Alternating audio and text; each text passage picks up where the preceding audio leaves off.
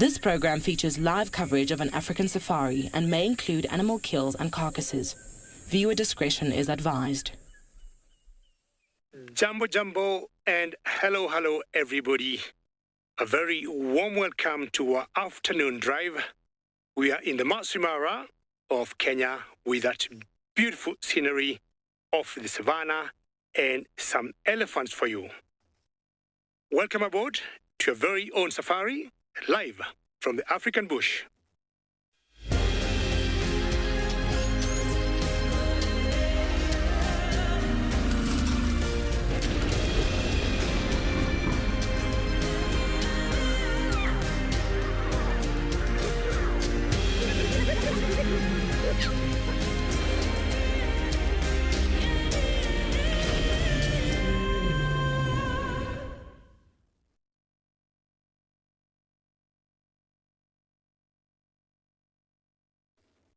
One more time, a very warm welcome to our safari, and currently we are in the Masai Mara Game Reserve of Kenya, and my name is David, and on camera with me this afternoon is Bungei. Bungei, how are you, sir?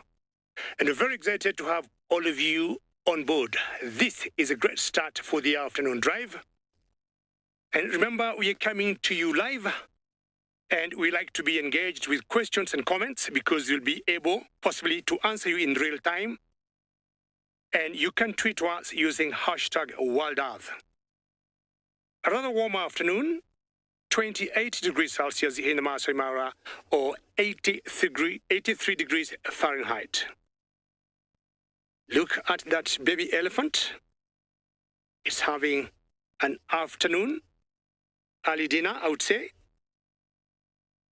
And very good to start with a herd of elephants on this safari. And you can tell a sign of rain here because these elephants look like they've got a bit of mud on their body. And my big plans today is to try and get as many elephants as I can and possibly get a cat. I'm just thinking today to get a leopard for all of you.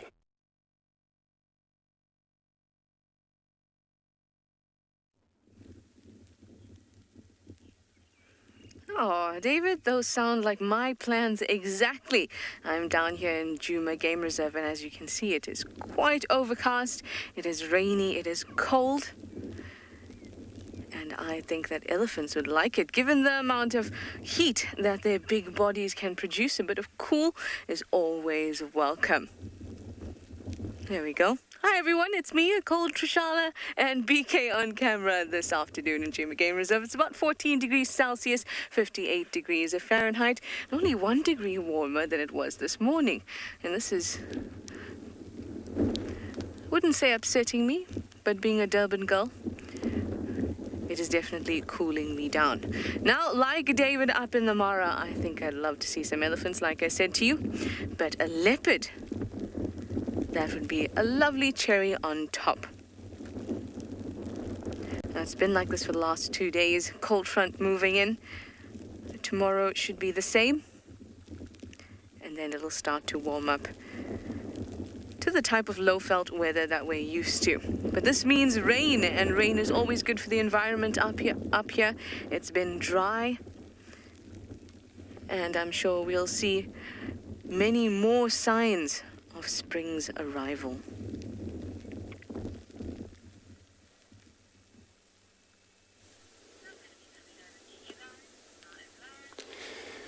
That's true, Trishal. Rain is very good for environment. I'm also not far from where she is, but now here with these beautiful impalas sticking around, looking at us. Hi everyone, my name's Andrew, behind the camera, that's Theo.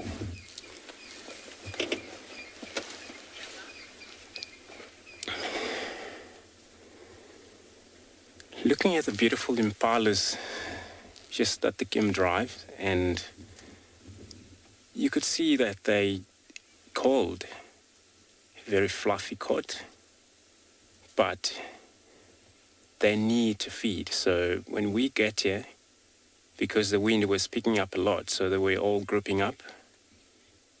But again, they can't do that forever, even though it's cold. they need to get up and feed. So for them now, as we see, they putting all their neck down.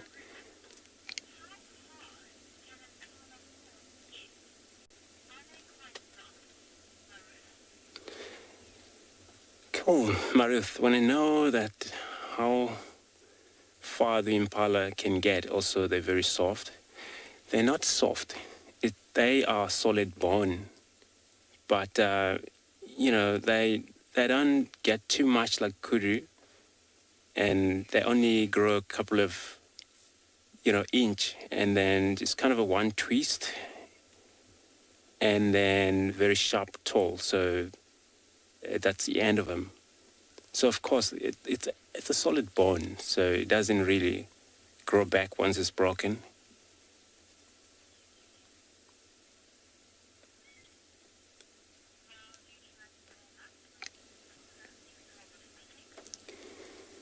So, since it's very cold, you know, we will probably leave this impala, continue again with our journey, look around for more animals, see if we find anything around here in this drizzling, colder day.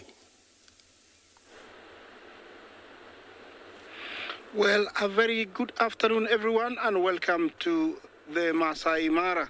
I am Isaac, and on camera I have Big James ready at the river to show you what's happening. There has been a lot this afternoon, but not crossing yet. We have a few, you know, zebra assembled across the other side, all thinking to cross. They seem to be doing the same old thing, discussing, wagging their tails, and probably trying to find out who's going to be the leader. There is one that's drinking. I don't know if you see it. He's a really youngster there. It's nice to see one getting a drink, because he doesn't know if it's going to get another drink, because this might be either the end where they separate. They don't see each other, because sometimes one gets left, or not all of them decide to cross.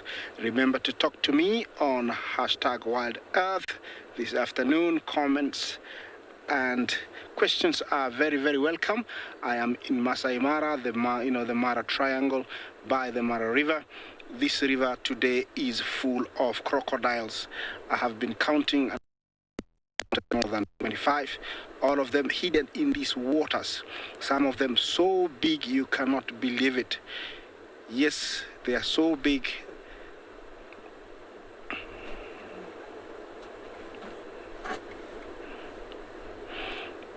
Stone, I doubt if it's ever been blue. It has never been blue. It's always been brown.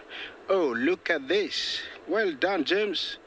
This looks to be one mighty big crocodile with a toppy. I don't know when it's killed it, but looks to be, you know, taking a break before eating it.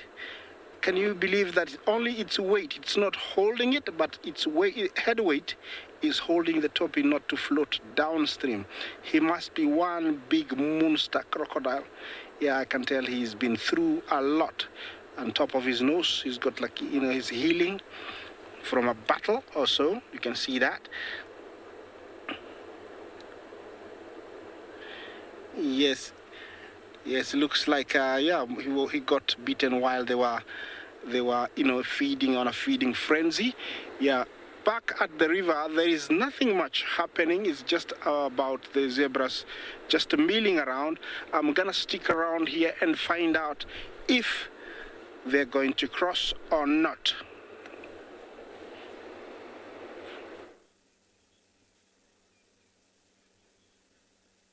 Well, we were talking about the weather, and here's a really nice indication. Sometimes you don't notice it, but here we have a marula tree, and you can see exactly where the rain is coming from. Can you see that one half is very, very wet? And that's because the rain is coming from the south, and the marula tree is showing us really nicely where it's coming from. Here you see the wonderful knob thorns. Well, hopefully the bush will have something to offer in this weather.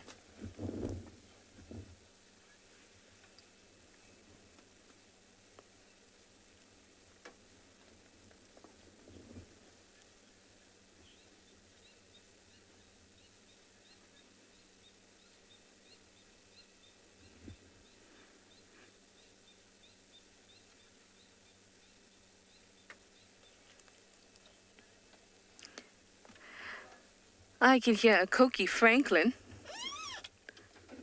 That's quite nice. At least there's some bushy sounds, right? Apart from that, let's just listen for a moment. Spurfowl, Franklin, but otherwise pretty silent apart from the wind. Well, you know, there's always a calm before the storm, and hopefully there'll be a sighting storm soon. That's what I'm hoping for. All right, let's move on. See what's out and about. I will tell you that I saw a leopard tortoise. Not yesterday. Day before. Day before I saw a leopard tortoise. Quite a large one too. And that was quite exciting. BK and I saw it walking in the road on that day that it was very hot, and I thought, oh no, did you come out too early and you were waiting for the rain and then you smelt it in the air, and then unfortunately little buddy went into the drainage to find himself a little bit of serenity and solitude as the heat just beat down on him. And he moved pretty fast, let me tell you.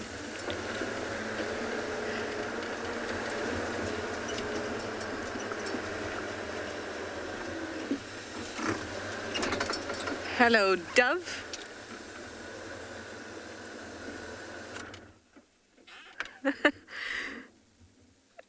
Rin, did I hear something about a leopard tortoise? A leopard tortoise hunting something or the other? Oh, there goes the dove. Ah, maybe we'll get a live hunt. Who knows? I'm gonna go look for that leopard tortoise.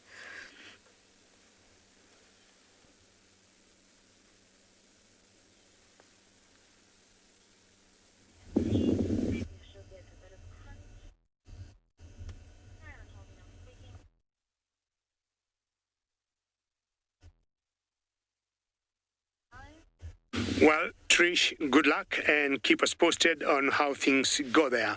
Now, I stopped here because I saw this one huge eland, but mainly not for the big antelope, but for all those birds that you see on both of them, and more so on the one on the left. They look like flowers on the back of that eland, and those are what we call oxpeckers. Now, look carefully at those oxpeckers. One is just under the tail, around the genitalia area. And basically what they do, they have a relationship similar to what we call a symbiotic relationship, and they get the parasites out of these antelopes. Any mites that could be on their bodies, or ticks, that's exactly what they do. So here is always a benefit for both of them. It's a win-win. And this is one, I would say, the largest antelope that we got in Africa. Very sharp horns, long horns. Both males and females got the horns. Look below the neck, they have a huge muscle that's called dewlap. Now, this muscle, we think it helps them to thermoregulate and to keep the temperatures constant. Kathy, how are you? And always a joy to hear your name. And you're saying this is your favorite antelope. Many thanks, Kathy. And I'll tell you, way back when I was a very small boy and we used to eat game meat in the village, this was my favorite meat. I do not eat it anymore. I eat it using the camera with the bunge here. I was talking about the dewlap below their necks. Kathy, you can see, and I'm sure you know, the males have much bigger dewlaps than the females. Now look at him carefully and note he's eating the little green leaves there of that bush. It's an indication that as much as these antelopes will eat grass, more often than not they browse more than eating grasses.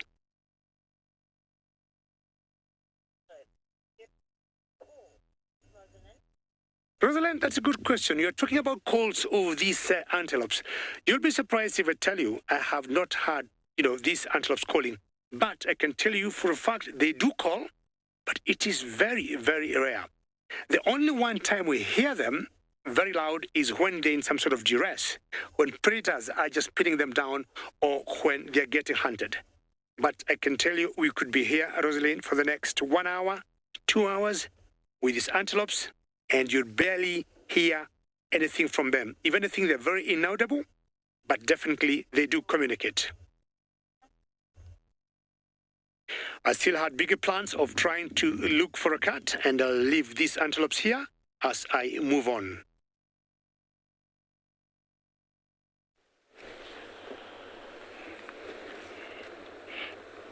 Welcome to my corner of the world by the banks of Mara River, and I have, the huge croc now has been joined by a smaller croc. Looks like a female because of the difference in color, and they are trying to feast on that dead toppy. I don't know when it happened, but it looks like it was this afternoon. They have pushed it towards the bank where the current is not as strong. Remember, for them to eat, they normally cut big chunks of meat, and by supporting one another, one would hold and the other one will do the death roll and spin around, rip off a very big chunk of meat and swallow it. That's what they do. I haven't seen that happen. I'm hoping it's gonna happen, because now that the toppy is gone. Yeah, there we go.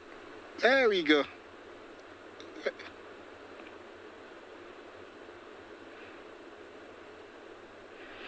Are crocodiles territorial? Females, when they're protecting their eggs, they have a small place where they protect, but basically they are not territorial in the water. Yeah, let's continue watching this. Look at this, one is anchoring while the other one is trying to rip up some meat.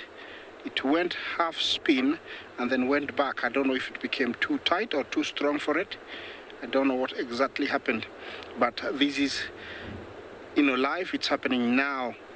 Yeah, I don't know if you can hear thunder. We have big rains coming. Look at those teeth on that croc. This is the Nile crocodile. Yeah, the Nile crocodile. These guys wait for up to 1 year to feed, and once the migration is here, they will gorge themselves as much as possible. If you look at the guy to the left, he's so full, he's not eating at all. He was the one holding on to the kill earlier and just keeping it until this female arrived. Looks like they're taking, also the female is taking a break. These guys are able to, rip off meat without taking in water.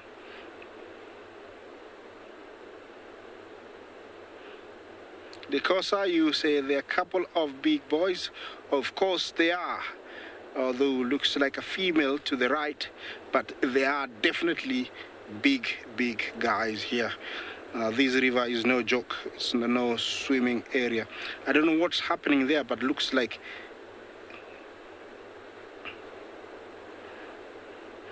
looks like it's pulling on to something. Let's see. Okay, I'm gonna keep watching. If there's any action, don't you worry, you won't miss it.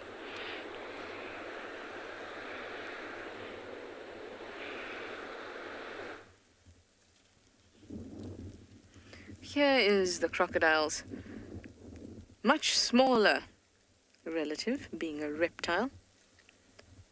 But that's about where the similarities stop. Well, they both are predators. And here is our flat-necked chameleon looking absolutely miserable. He would actually be, or she, I did have a good look at it the last time, and it did actually seem to be a she, but we'll have to wait until it grows a little larger to be totally certain. But we're just going to say it for now. Being a reptile and being an ectotherm, so the ambient temperature of the environment is the temperature that it would be inside. means that a lot of the processes, the metabolic processes, will be slowed down. And it'll try to be as still as possible and use up as little energy as possible. Whatever it can conserve, it will desperately try to maintain. You can see not much movement at all. Now, usually, this is Fernando, everyone, a chameleon you would have seen quite often, is very, very still. Normally, it does move around a little bit more. Lisa, you say it really does look like a leaf? Truly. And having pinholes for eyes, or rather a pinhole eyelid. That whole round thing is its eye, but the eyelid is fused with a tiny little pinhole. That even helps it camouflage more, don't you think, Lisa? It's just, look at that. You can hardly tell, but I did realize that we'll probably find it at the bottom of the guari bush, because that's where it's most insulated. Lots of grass around and not catching too much of the wind, the icy wind. It does truly look a little bit miserable, doesn't it?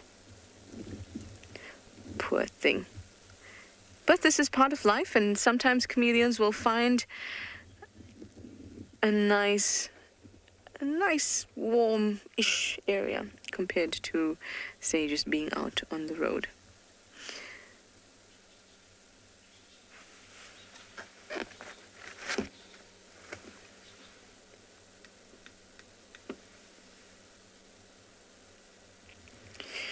I'm sure lots of people feel this way in this weather.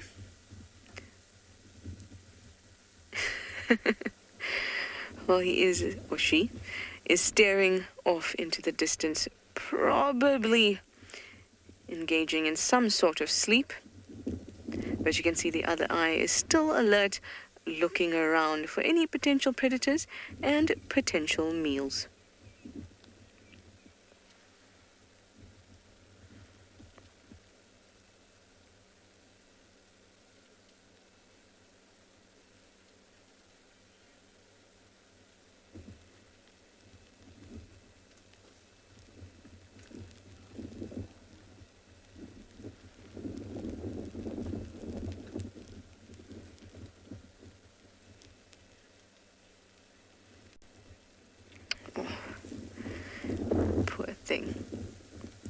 Oh, there's some movement.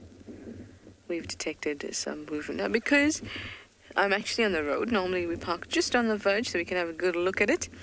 But I've parked a little further away because I didn't want it to expend any extra energy, because it sees a big chunk of metal coming towards it.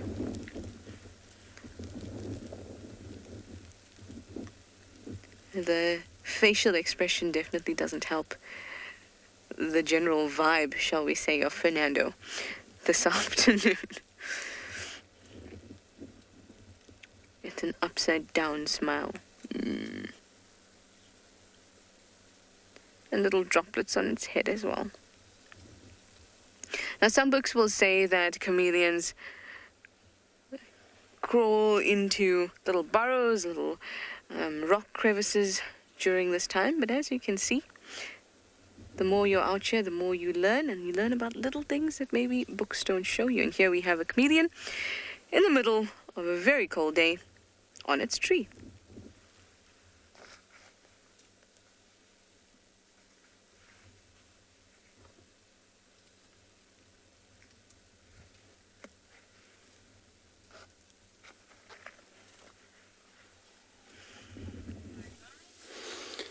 Certainly understand in this such a weather, chameleon, called it blood animal, so true. When it's colder, no animals would like that really, you know.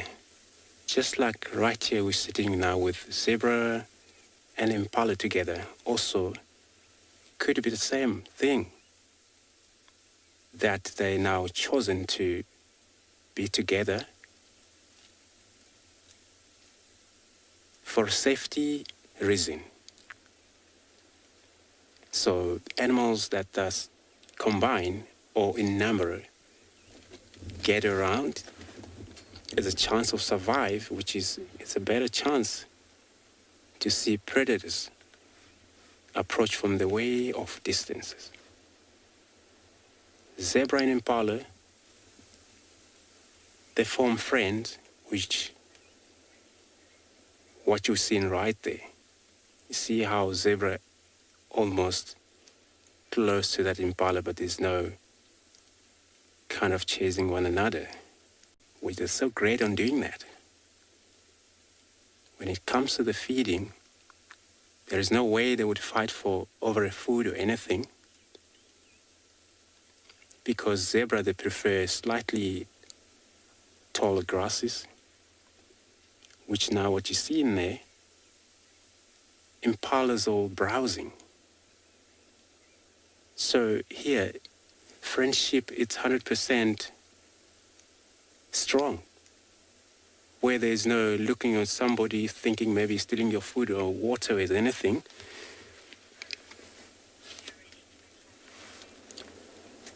It's kind of a beautiful looking animals as a zebra.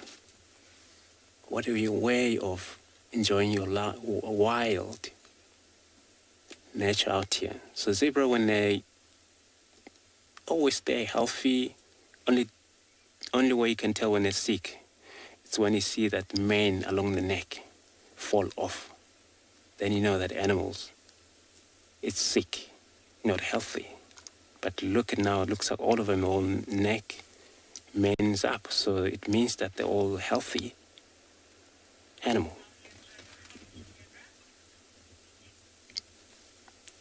So great.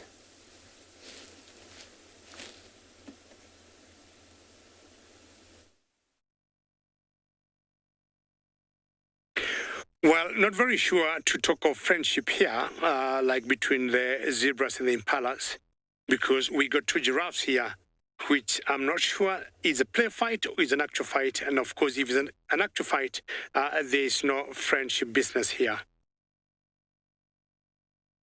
I may not be able to tell right away if they are bulls or cows, but my guess is these are two males and they are going out for each other. And what I want to investigate if it's an actual fight or a play fight. And if it is, this is what we call necking, very typical with male giraffes. And it's all about dominance at the end of the day. Dominancy to control territory, dominancy to control breeding. And occasionally, this necking or this fight has been fatal. What we'll always do, you'll always get two males move on the side. Megan, you're saying, wow, necking giraffe. Yes, Megan, this is exactly what's happening. It's a kind of a fight that's always done by these bulls here. And I was saying earlier, sometimes it doesn't end very well. There was a big fight, I think, in this area, not very far from where we are in the Masai Mara, the last year or thereabouts. We had two males of giraffes that were fighting, and apparently it was fatal for both bulls. It wasn't a very normal fight or a very normal current. One died earlier, and the other one died much later of injuries, but from the same fight. I mean, we tried to look at it.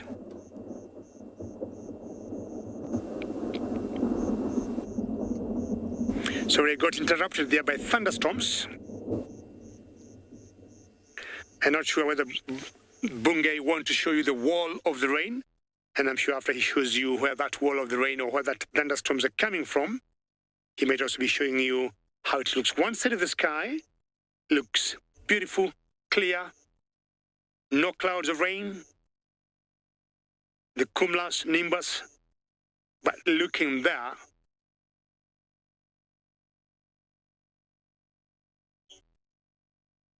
That's the wall I'm talking about.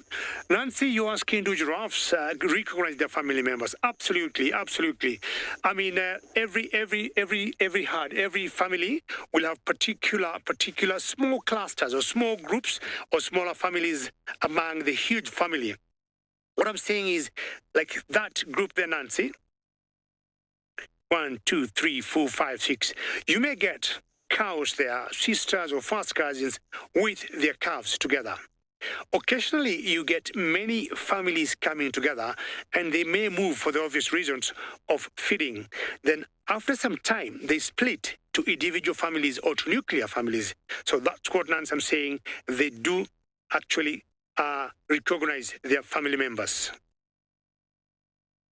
Not sure whether those giraffes are there to have a drink. And for those of you who are seeing these species now, these are what we call the Maasai giraffe. It's always very interesting to see how giraffes put the legs apart to have a drink. But I highly doubt they want to drink there. Maybe they will. So we want to bypass those giraffes and still try and keep the promise I had for you earlier of try and get spotted cats.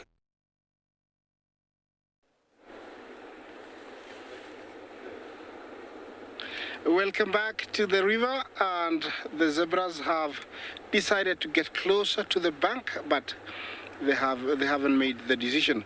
Well, giraffes are beautiful to watch, especially in the African plains. You know, the tall trees and open plains, they're amazing to watch.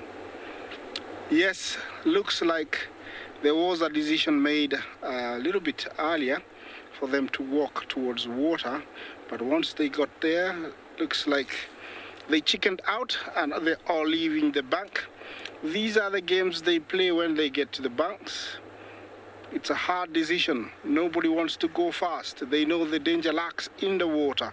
Those big crocodiles we just showed you, can kill for fun, just like, true predators out in the open land. So they have to be very, very careful. Some of them have been through this. They know it by experience that it is dangerous. Yes, let's see if they're gonna go.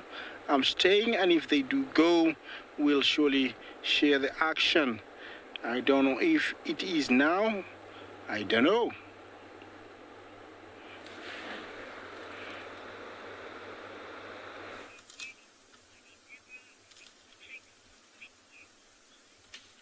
Isaac made a funny joke. We're also with some animals that are sticking around. Get it? Sticking around. This elephant is feeding on some of the bark. It's a wonderful, cold, windy afternoon, and we are spending a bit of time with these elephants as they feed and try and keep themselves warm and just enjoy it. Hi, my name is Mike. Behind the camera, we've got Odie. And we are here at Eco Training's Pridelands Conservancy. And as always, close to Ndlovu Dam in the camp, there's always elephants around. So we're just enjoying them at the moment, busy feeding around here and doing their thing. There's a couple of bulls in this area. As you can see, this one young bull here is making a real mess out of this small sickle bush. It's a very, very nutritious tree when it's got its leaves, but it seems like maybe even without the leaves, it's quite a delicious meal. Maybe not so delicious as quite necessary. As you can see, it's got lots of spines all over it, but seems to manage quite well enough as long as it's careful with it. You watch him stripping the bark off with his teeth as he chews on it. Quite awesome to watch them as they manipulate these branches with their multiple tools.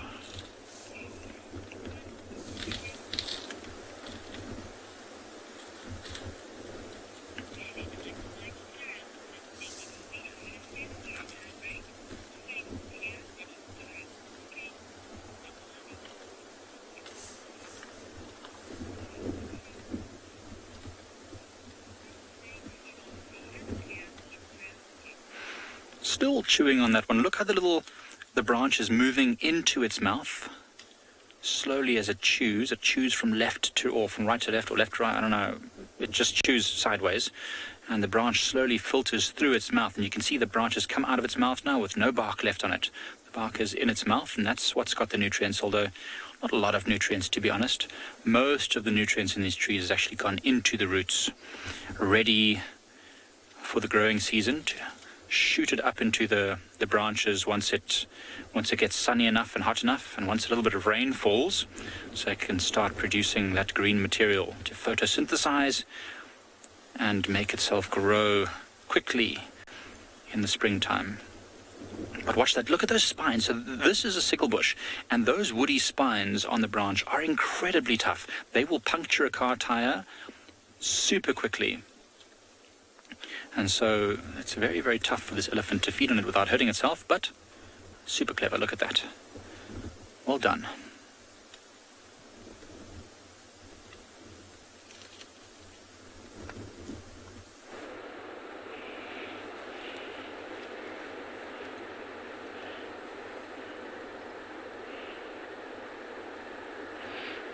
Yeah, welcome back. The zebras looks like they seem to be making a decision, but nobody has taken a leap yet. Do we have a leader yet? That's a decision to be made in the next coming minutes, if there is one. But I doubt it, because they seem to be getting to the water and then turning away. Remember, this is life. It's coming from, from the Masai Mara, the Mara Triangle, and this is a journey that they make from one part of the Mara to the other. Just because they need to get where there is grass and more grass, or join the rest of the herd as they head back to the Serengeti. But it is very tricky once they get here on when they're going to go. Looks like there is one that has gone in. Yes, they have gone in behind the...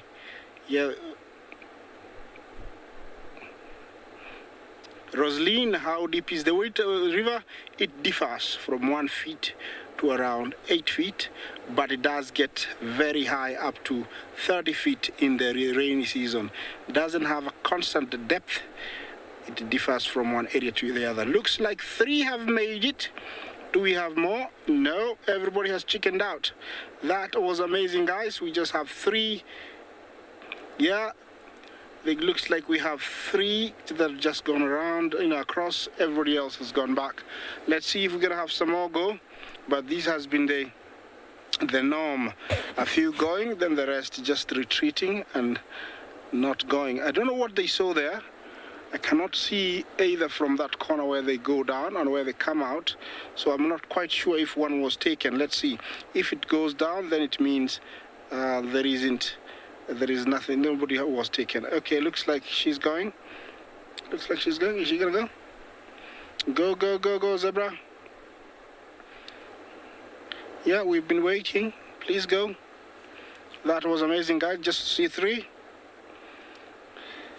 Yes, those were 3, and we've been waiting for very long, so hopefully they can go now. Go, zebra. It's now or never before the crocs come, if you knew that, if you heard me. Yeah, from experience, they know it is dangerous, and some of them, I think they can hear or can feel the sound, or can feel the water, and it's too strong, so they are afraid to go down.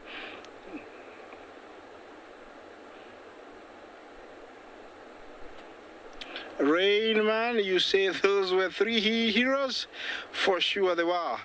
To go and manage to go across this river, and only 3 of you, definitely you are heroes. I think they're across the river telling these other guys, look at you guys, you are chickens. We just managed, you should have come with us. Now you have to wait, and the crocodiles are going to come. I wonder what goes on their mind, or when they meet, what do they talk about? Zebra language. Yeah, remember, this is Bachel's zebra. Zebra very common in East and Central Africa, with a population of about 500,000 during the wildebeest migration, or during this time of migration. Maybe around 150,000, 200,000 cross the river. Nobody has ever really made a count, and it is also very tricky because there are so many different crossings. unless we have so many people stationed in all these crossings, then we can keep count. But it is very difficult.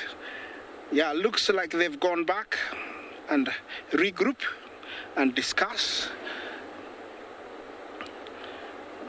Okay, I think I'm gonna wait here, see what's gonna happen. If they don't, then I'm gonna proceed on and try and find you something else.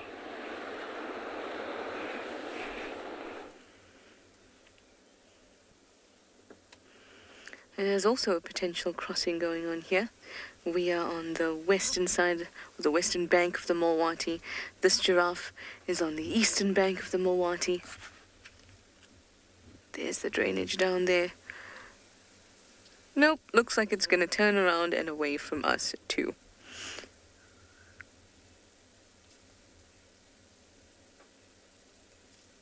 Just majestic.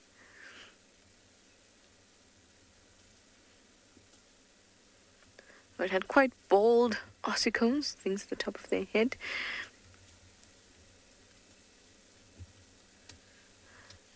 And it is a male. Mint magic, you'd like to know if the cold wind affects animal behavior. Wind in general, not just cold wind. We're just going to do a bit of a reverse safari while I chat to you so that we can get another view.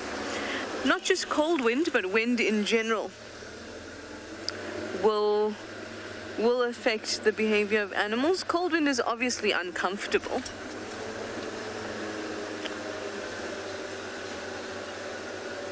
Cold wind is obviously uncomfortable, but it doesn't affect too much.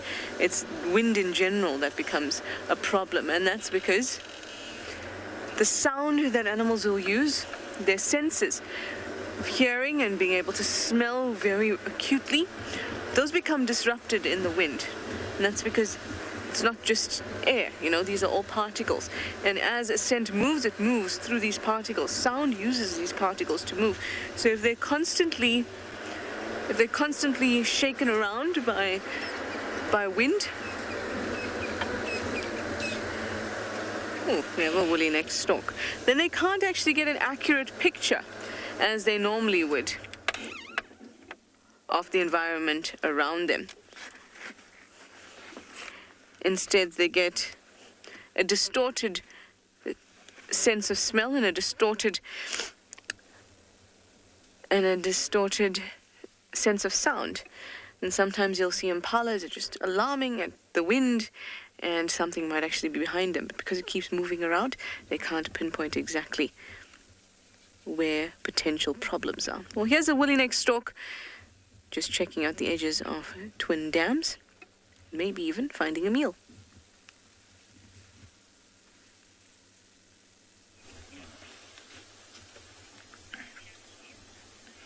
So we've still got elephants, and they're on the move now. Maybe the wind on this east-facing hillside is bothering them because they're now mobile quickly away from us.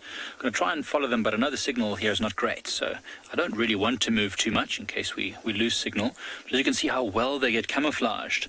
And amongst these sticks and branches, you know, they do form a fairly,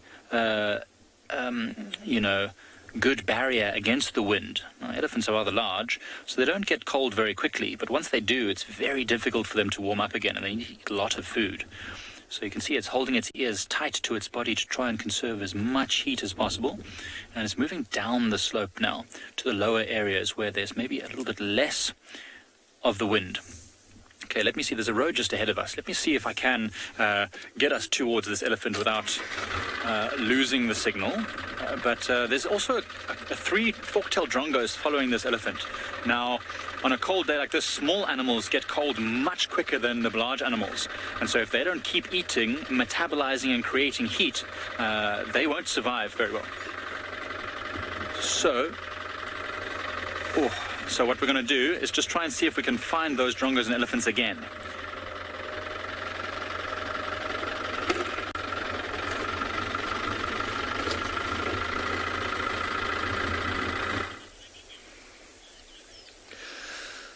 Welcome to a very cool and windy andBeyond Phinda Private Game Reserve. We just came across this herd of buffalo slowly feeding towards us.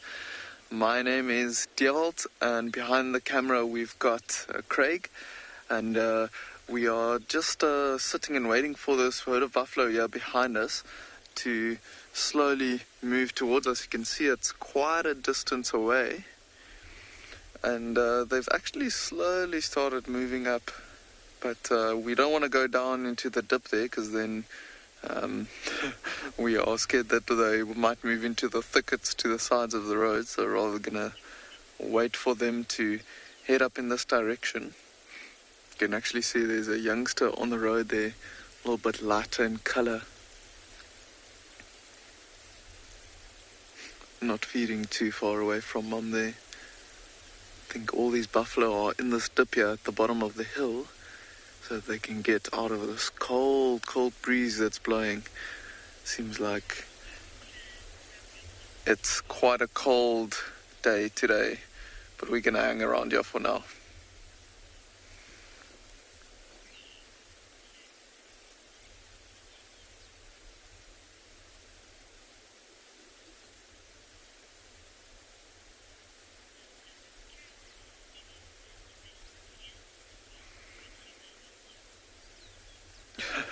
They are super cute, these buffalo. You can see there's actually two coming down the road there now.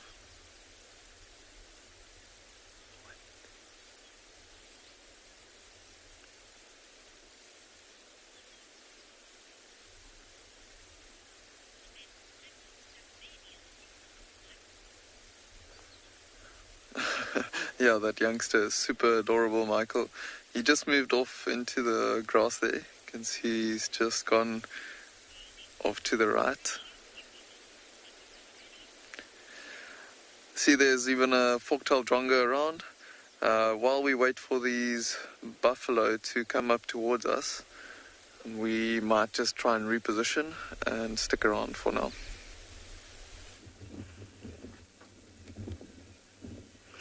Yay, we have the malachite kingfisher again in the same area that we did before. And I saw one go towards the Mulwati as well, which is not too far from here, maybe just, oh, down it goes. And off to the other side. So obviously there's two that have been hanging around, which is just great. Because the one we saw definitely going to the Mulwati, and I didn't expect it to be here, and then another one was here. This is just gorgeous. Now they actually would love a pond like this. This is the second or the southern dam on Twin Dams, which is why it's called Twin Dams. And on this side, the water is very stagnant, very muddy, and very swamp-like. And that's exactly what they like. I'm so glad to see it again. So glad. I think I said to you last time how much I've just wanted to see one so desperately. Oh, you've caught something.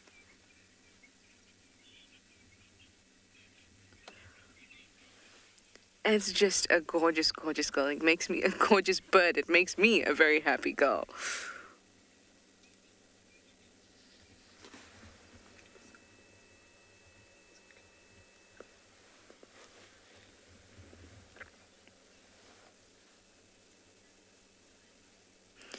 Here we have a Natal spurfowl that's poking about in the swampy area.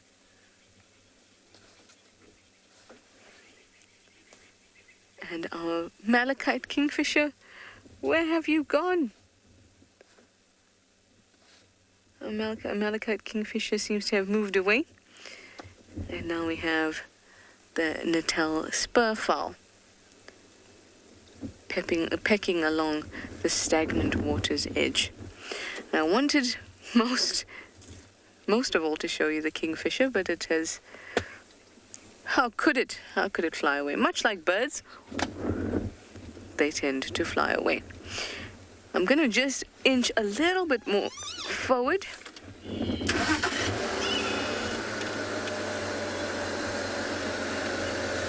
Dizzy, what a question. You'd like to know if there are any carnivorous plants in the area. And if they would eat birds, we don't have any carnivorous plants in the area. At least none that I have known of or heard of ever in this area.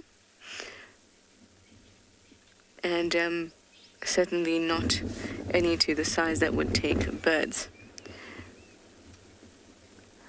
Carnivorous plants are quite an enigma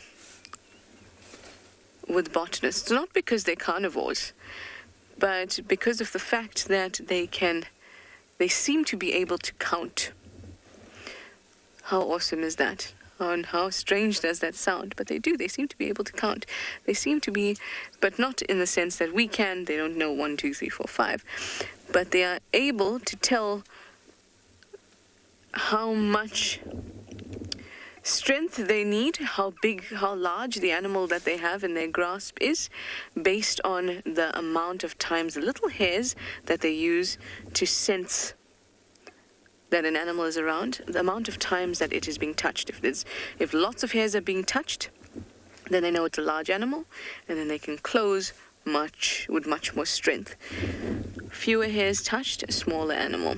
And it ranges something between 2 and 5 hairs being touched within a certain period of time, and that initiates their mechanism to close. Which is quite intriguing, because the more we learn about these things, the more you realize that plants have a really, really well-developed sense of the world and the environment, even though they don't have the typical senses that we do. Now, I see a lilac-breasted roller looking quite miserable as well, just on the top of that tree there. Let's go a little forward again. Just down there. Nay. Our rain roof will not permit it, unfortunately. Oh, let's try.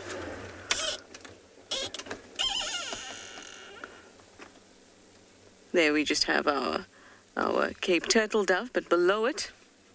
Oh, and it's just flown off. How could you, lilac-breasted roller? Oh, well. Cape turtle dove will keep us company in the meantime. Well, I'm going to wait here for the malachite kingfisher anyway, so it's definitely going to be keeping me company. Huh? Natal spurfowls again going a little bit bonkers.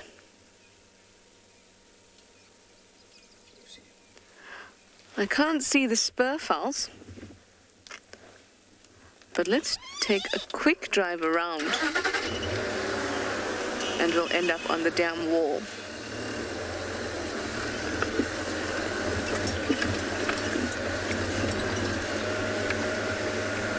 All right, hopefully my malachite kingfisher, or our malachite kingfisher now, will be there too, but I'm sure there'll be some other birds along the shores.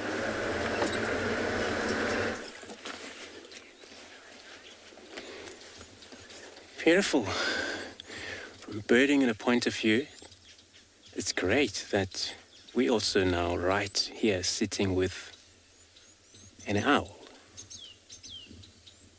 It looks like a spotted eagle owl from the distance, just looking at his eye and a little tooth, which is looks like a feather.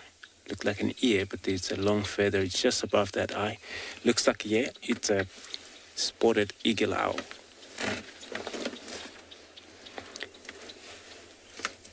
You can able to, we can't get enough closer more than this, but you can able to see its eye right now. Indeed, it's beautiful. So, a night bird. It happens we were driving along this ravine here. It got disturbed and it flew away. We were not sure if we were able to find it again, but there it is.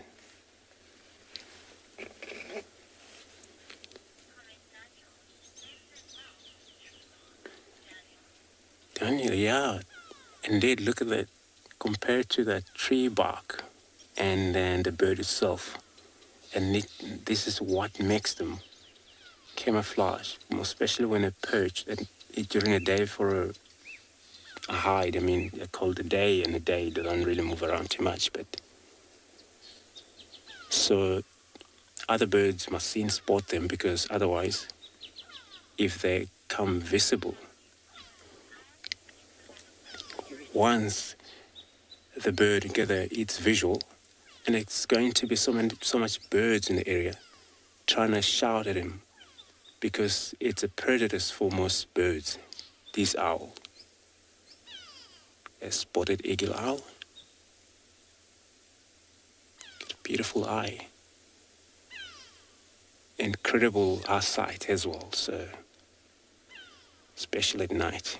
Look at this.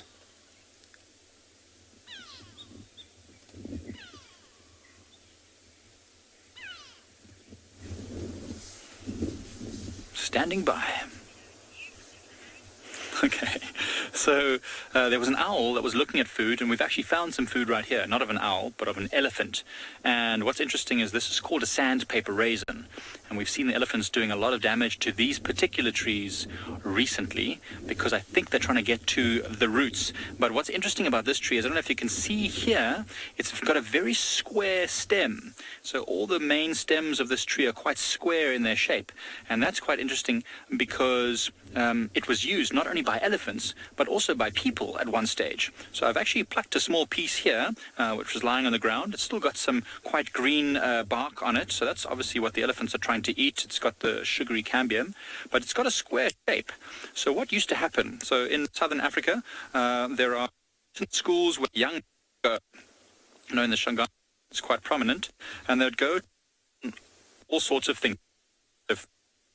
About what happens there, I certainly don't, but I do know that that the young men have to undertake certain tasks in order to fulfill their rite of passage into adulthood, among other things. And one of the things that happens, if they're unable to complete a task successfully, they might end up having to go through a punishment. And it's I understand that my communications are breaking up, so hopefully it's not going to last too much longer. But anyway, basically what happens is, if the young men cannot complete the task, these square stems get put between their fingers, and they squeeze the fingers as tight as possible, and it's very painful. And if the young men were able to do so without crying out in pain, then they'd get another chance to accomplish the task, and hopefully make it to manhood. That's gone quite painful, to be honest. Let's see. Owen, I need your help with this. You're going to have to squeeze my fingers. I'll show you the malachite kingfisher. It's just gone for a bit of a dive.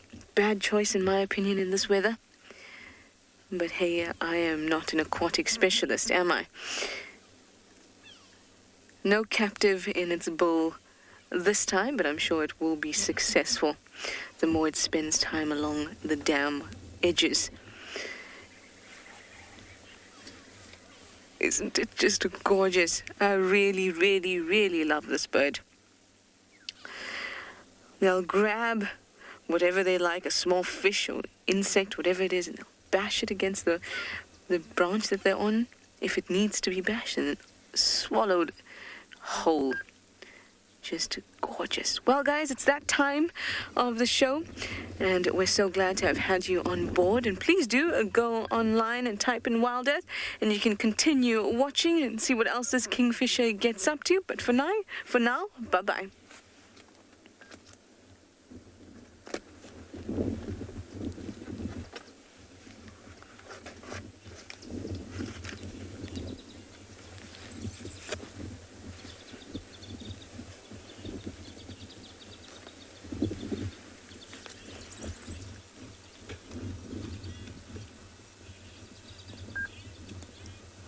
Hello, everybody. The kingfisher has gone. But that's okay, because I am now satisfied that this kingfisher has been in this area 2 days in a row, so maybe, just maybe, it'll stick around. You remember me, it's me, TRISHALA, with BK on camera, at least for now. And like we've said to you, it is quite cold. And now Malachite Kingfisher went for a dive. In this weather, it must have been taking tips from Dylan. I feel like he might go for a dive in this weather. It's been moving around from this main twin dam over to the smaller bit, the stagnant dam. Sassy Cassie, you'd like to know what is the most common bird in Djuma? Woo. I can give you a few that I think are the most common. I don't have numbers for them. Crested barbet, fork-tailed drongo, and pretty much all three of the starlings that are very common. So that would be greater blue-eared glossy starling, Cape glossy starling, or the Birchall starling. All of them are super common. Oh, what about the Cape turtle dove? Cape turtle dove, does a drive ever go by where I don't ever see a Cape turtle dove? One at least for every hour of show. I am going to go with Cape turtle dove. Nobody wants to be known as common, really, but I think that they are the most common. They're also quite beautiful, I think. They have really nice blush colors, you know? And everything has this. It almost looks, you know what I mean, those blush kind of hints of color, a little bit pale pastel. I think it's very pretty.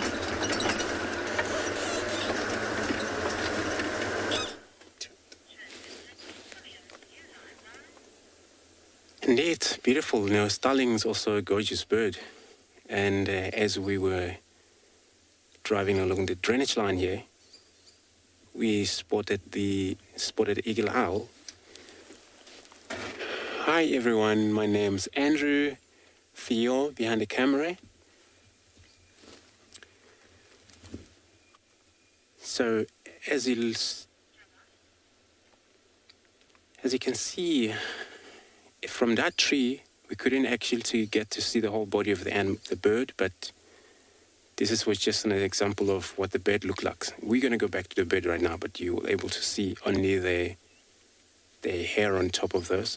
Seems to be ears, but they're thick hair growing right there. Just look like an ears, but they're not true ears. So we're going to go back to the bird right now. Look at that. All right, let's see if we can find it in that tree again.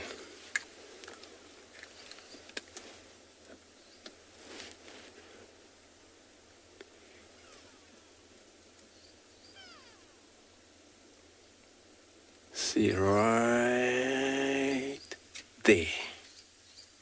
This is our owl we're right looking at right now, but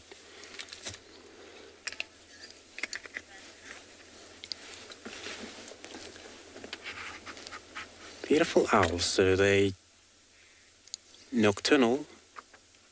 The reason they've been picked up is because we were driving along the drainage line system here, and they get fright and then fly off. And that's how we spot it. But you know, I have Theo with me, so he's the one who's saying, you know, is owl, stop. So it was very good, beautiful spotting in that.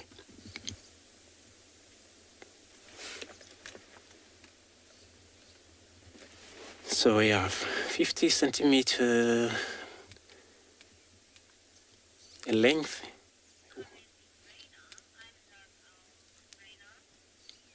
Rainer, indeed, you know, it's beautiful, same to me. I mean, to find in such a night bird in its open, look at its eye, you know. This is how they do when they take it easy in a day, and they always find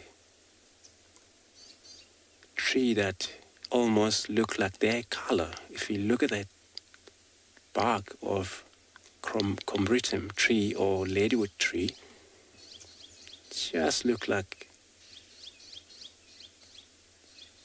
the same color as that bird. Ladywood is one of the big trees out here. leadwood trees is one of the strongest trees out here, so but look at that. Hardly to see the beak, but they have very sharpening beak. We're talking about the wingspan of 113 centimeter. It's big. And they do such a beautiful call out there when they want you at night.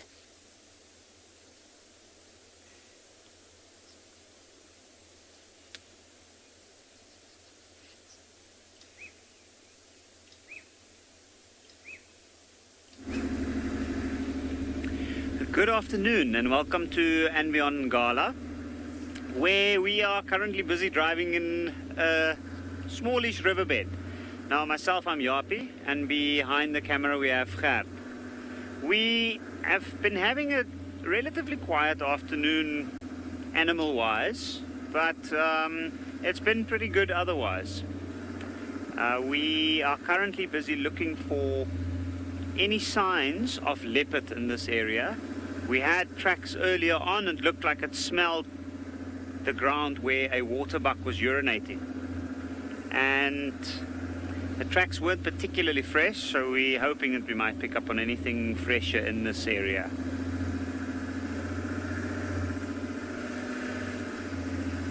With a little bit of rain we've had today, we've been struggling to see exactly how fresh the tracks is when we do pick up on them.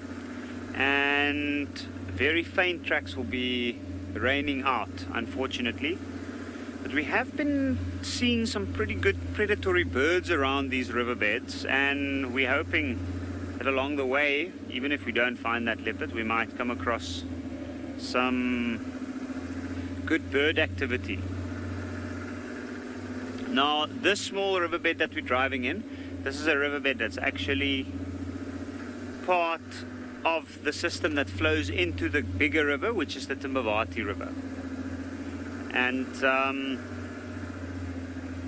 usually where these two at the confluence, that's usually the best part for a female leopard in this area that move around here. Some nice big trees around. We have quite a few large leadwoods.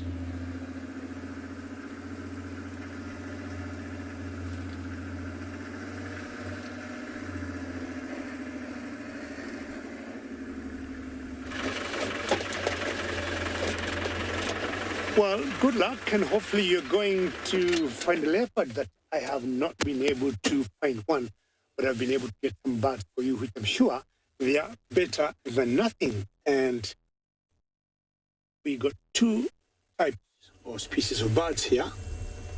If you look carefully, we've got a heron and we've got a sacred ibis. Now, would want to talk more the sacred ibis because the two birds feed differently. The heron, I guess, is the black-headed heron, and see how close she's coming to the heron, the sacred ibis rather. The black and the white, the one is feeding the sacred ibis, and that tells you they got very different feeding habits. Now, funny enough, both of them are birds, but one can see and has food, and the other one does not. As much as they tend to eat the same things, I'm talking of some crustaceans or some invertebrates, but the feeding style is totally different. Now, herons will be very patient, and they do not only eat invertebrates, like the sacred ibis. They'll also go for mice or rats or some types of reptiles, but they wait until maybe they see some small movement in the grass.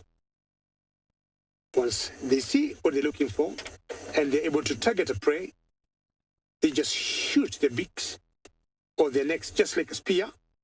And the first thing they'll do is to sting their would-be prey. And of course, the first thing is to subdue. For example, if it's a mouse or a rat or a chameleon or maybe some kind of an agama. And they'll put it in the mouth or rather in the beak just to make sure it's dead.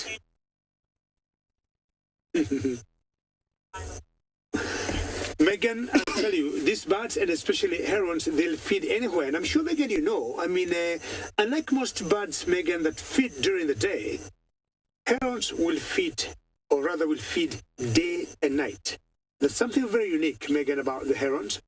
And of course, we have been having some rains, and I'm sure for a couple of minutes, maybe, you did not see me and Bungay anywhere. It's because we had a bit of a storm, and we had to like almost power down. We brought the canvas of the vehicle down. What I'm trying to say, we got some rains that are going on. And so long as water is going to collect anywhere, these herons will get a feeding ground. But you're right, ideally, you'll get herons and most birds that you call fall birds close to water bodies. Very patient, does it say the heron?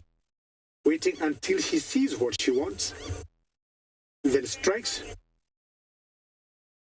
And then what will happen once she catches her prey, kills it in the beak, and then just swallow it as big or as whole as it is.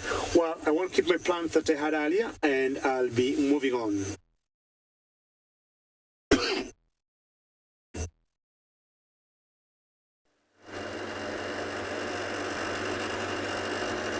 They do it quite dramatically. It almost looks like they're taking a shot very dramatically.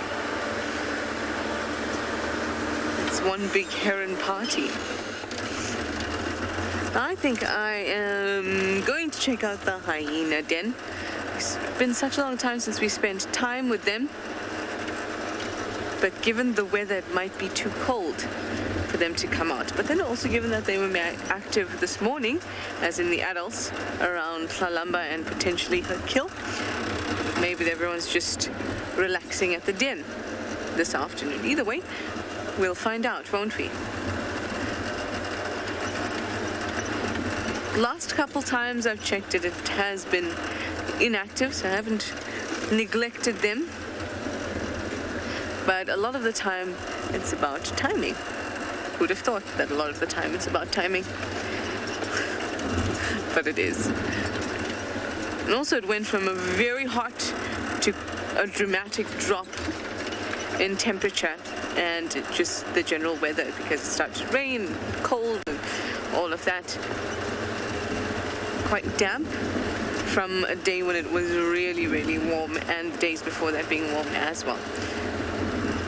And I've also noticed that if there's activity on the reserve, such as lions or leopards, and established sightings, and the hyenas tend not to be at the den, or the adults at least, and as you know, we can only stay there if the adults are there.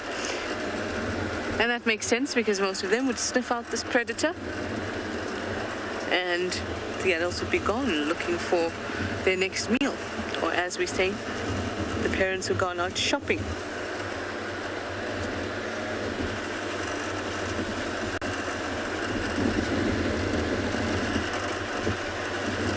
I'm glad to see that mostly the rain has ceased. Here is a Birchall starling. I'm just getting very, very light mist.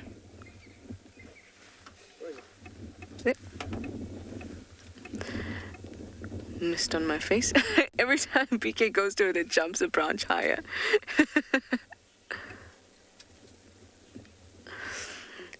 Look at it. Also a little cold, a little wet, but at least its face looks a little less miserable than Fernando's.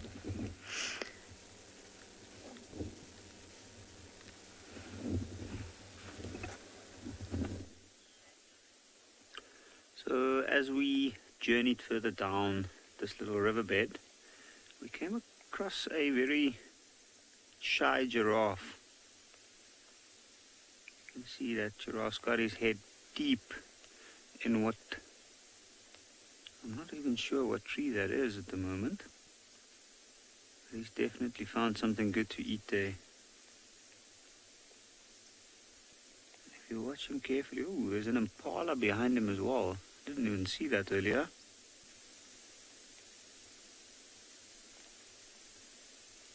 I'm sure that impala, as you can see the impala's head is down on the ground, and that is pretty much sand.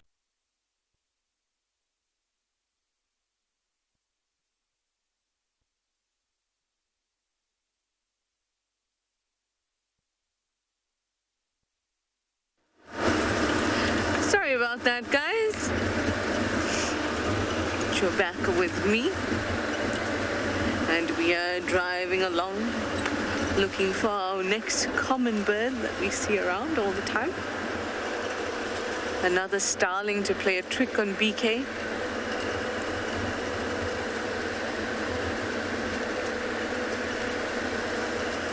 Oh, look, BK. No starlings to play tricks on you. They're being nicer.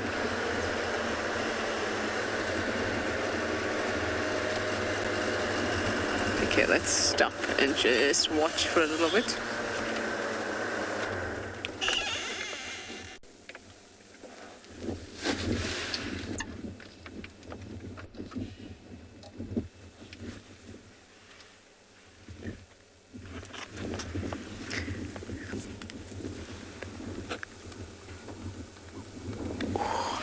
I see a golden-breasted bunting, BK.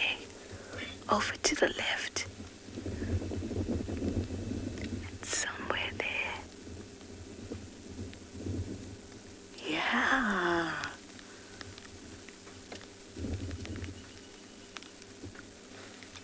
And off it goes. Oh, it's always nice to just stop and get the gift of a bunting. A bunting boon.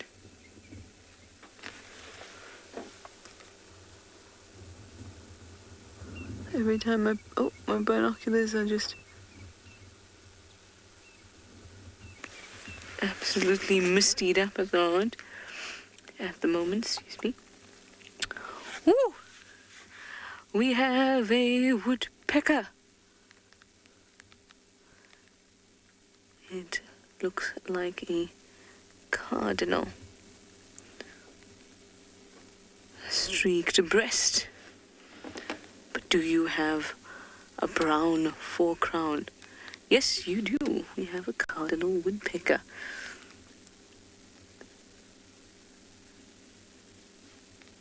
Oh, that's nice. Oh, don't you love it when you just take a moment to be still and lovely birds present themselves?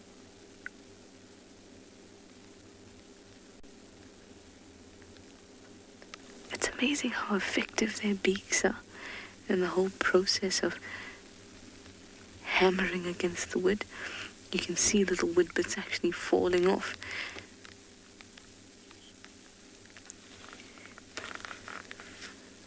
Is that lovely? I'm quite happy with that. Whoa, look at the movement of that neck. Looks a little bit creepy, but good on it. Obviously, it's getting it the type of food it needs.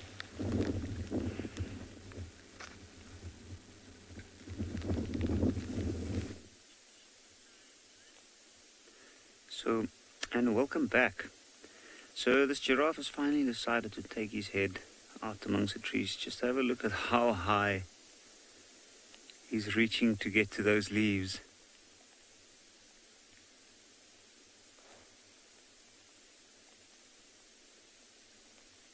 The impala was somewhere in that area. He went up the riverbank. But you can see there's quite a lot of green around this riverbed at the moment. Before we cut off the previous time, it just started raining and the rain is coming down at this moment. But it's not as cold here because there's not so much wind. Notice if you have a careful look at the branches around the giraffe's head, it's moving because of him feeding. Look at that long tongue. Stretching all the way up, trying to grab that little branch.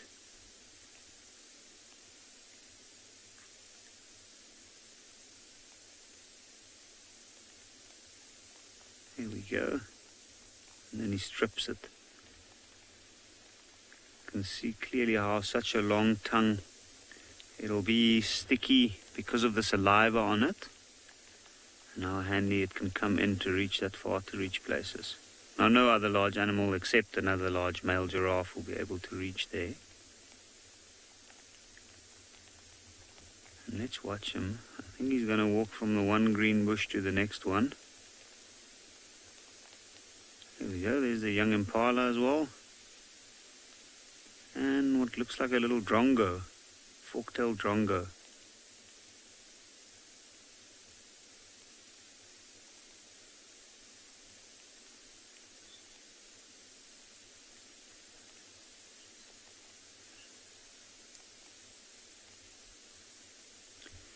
Christy, giraffes, I don't know if they have a specific favorite leaf to eat.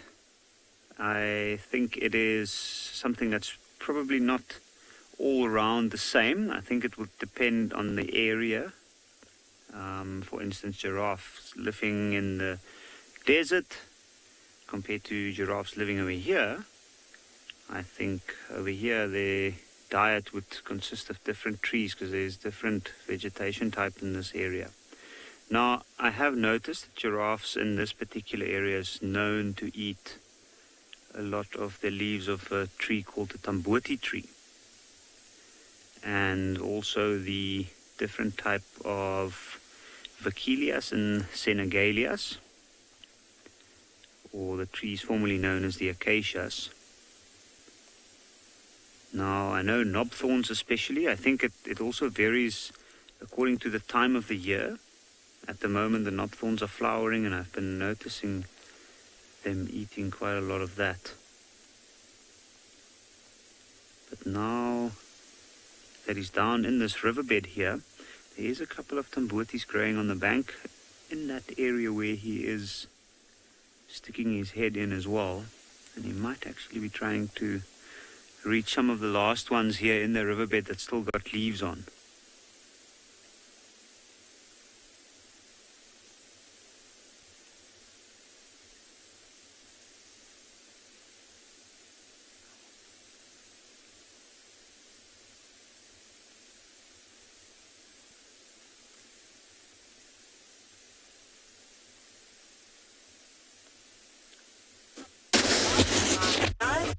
Well done, Yapi, for having spotted a giraffe. Now, I talked of spotting or getting a spotted cat, but now instead of that, I got a spotted predator, which definitely is not a cat, but a hyena. And this is the very famous spotted hyena, or sometimes we call it the laughing hyena. And you can tell she's up to something. Smelling just like me, because from where we are, we got a kill that is from a buffalo over a couple of days ago. I think this is day 5, and this is definitely what she is after. We'll show you the kill of a buffalo that was brought down here 5 days ago by some youngster lions.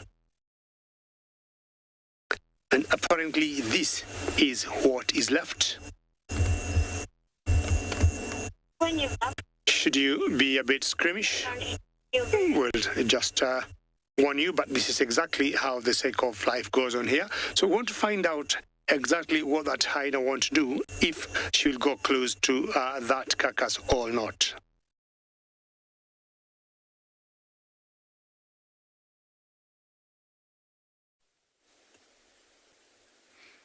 We've given up on those buffalo, and they moved into some thickets, and we came back to watering hole we passed earlier, and we came across these 2 beautiful white rhinos just coming for a nice afternoon drink. The water is just in front of their heads there. We just can't see the water, and just as you came down to us now, they went down with their heads, and they're actually starting to drink again. So I'm just keeping my voice nice and low, because you can see that they're still listening towards us. We're actually standing straight towards where that ear is listening to. So I just want to keep nice and quiet, so we don't freak them out or anything like that while they're drinking around the water. See the other one drinking through the other one's legs there. Had quite a big gulp there. See the water dripping from his mouth.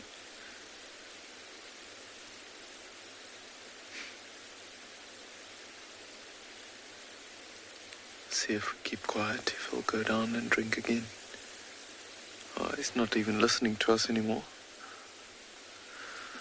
Quickly have a look through the binoculars. I haven't even had a chance to see if it's a few females.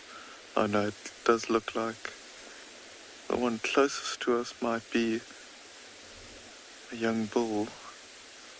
And I remember a while ago we were actually filming 2 young bulls in this area that were sticking together. I wonder if it's not the same 2 that were still hanging around in the home range of their mothers. Probably just hanging together for some companionship.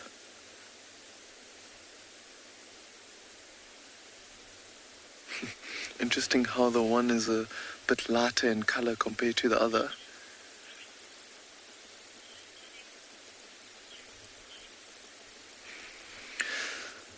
Chris, you're asking why they are called white rhinos, and I think a lot of people think that seeing as black and white rhinos are both very similar in color and both grey.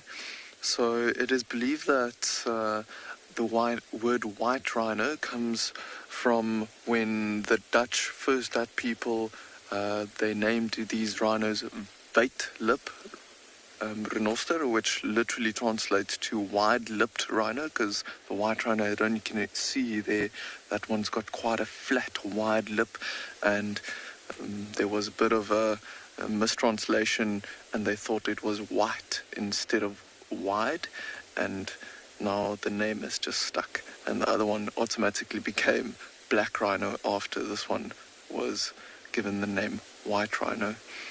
But I think there's a few theories, but that's the most popular one. You can see the one on the left-hand side I was saying earlier is a little bit darker than the one on the right. And I think it might just be the mud that he was rolling in a little bit earlier that was maybe a little bit darker than the one on the right-hand side. There's another vehicle that's just come up over the crest, and their heads are going down a little bit. So maybe they are getting closer to the water to drink again. Let's see, still listening towards us.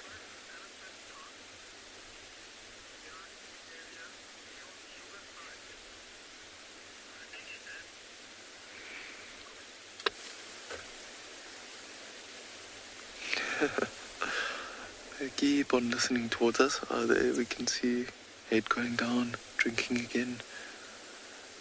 So this is a small watering hole very close to a big dried out watering hole just behind us.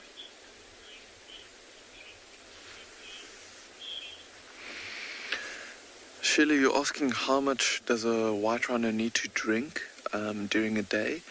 That's a very interesting question. Actually, I'm not too sure about it myself. I'll have to get back to you on that. Because it really differs between the species, and I know some rhino species like the black rhino and sometimes the white rhino can occur in more arid areas where they rely on moisture inside the plants that they eat, but they will drink water if it is available to them. See how this young bull is now moving away. You can see that fold between his back legs there, that it is a young bull. The females would not have that fold there, but they would have teats between their back legs.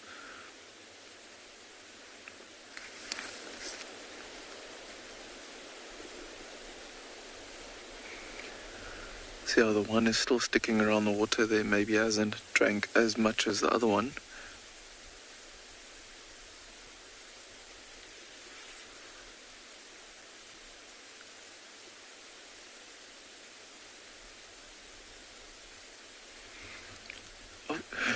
He had a bit of a fright. I think there's some birds that flew down to the water. You can see how nervous they are around the water. Oh, there's a vehicle driving in the distance. I wonder if the wind was maybe blowing the sound and the scent towards them. Just to get back to your question, I think I remember now that white rhinos, a fully grown white rhino, probably drinks something between 60 to 70 liters of water a day, and that's a fully grown white rhino. So these two are a little bit younger, maybe a little bit less, and it depends on the sex as well. You can imagine a female white rhino with some youngsters if she has a baby drinking her milk, then she might need to drink even more water. Oh, this one's pulling his tail up, and see how he's reversing a little bit? He might do something here in front of us. There we go.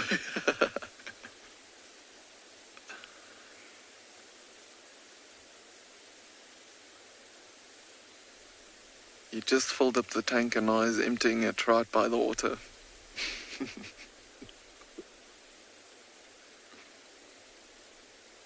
Of course, giving us a beautiful view like the animals always do.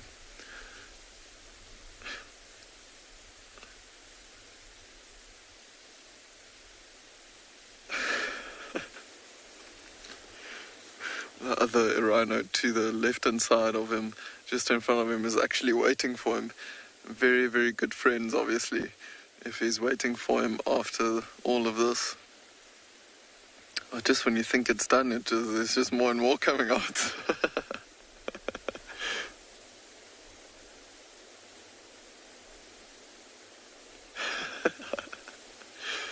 And the fact that this rhino is urinating like this, without really scratching with his back legs on the ground or anything like that, probably, oh, well, that's a good indication that this is a young bull and not a dominant bull in this area yet, because he would be trying to spread that scent all over the place by scratching with his back legs and kicking with his back legs through the urine, and maybe saving that urine and not urinating on one spot like that, but rather a few places as he's trying to mark his territory, which he's obviously not doing. But just moved a little bit forward, and then they're listening to quite a lot of red-billed quilios coming over. Big swarm of birds flying around.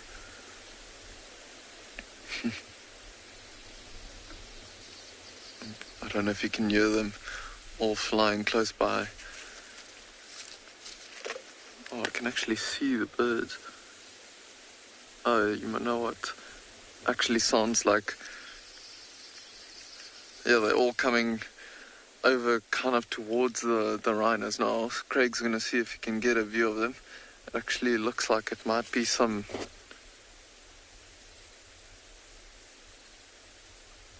common wax bills rather, and not, there they go, all of them flying off. Can hear them, and they're all coming down what looks like to the water. Oh no, they've gone past. And of course some hadidas as well.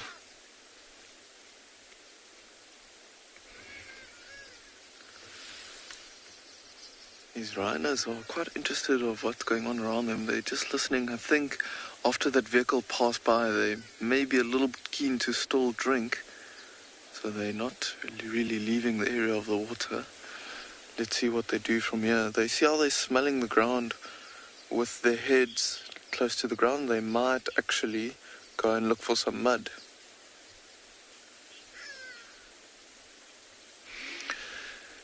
Emily, you're asking a white or black rhinos ever mate?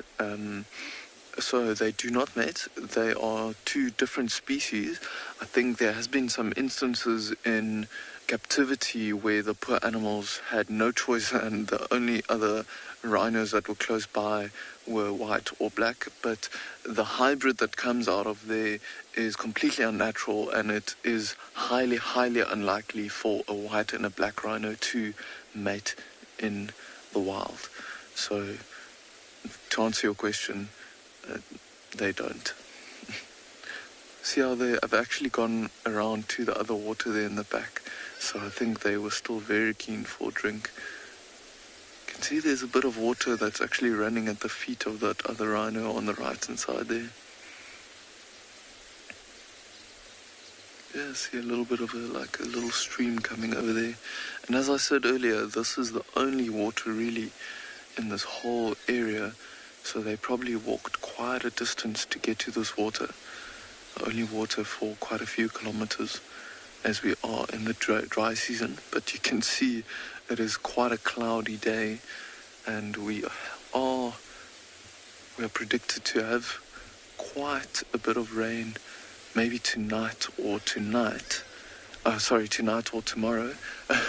Just said tonight. So hopefully there is a bit that's going to be falling in the next 24 hours or so.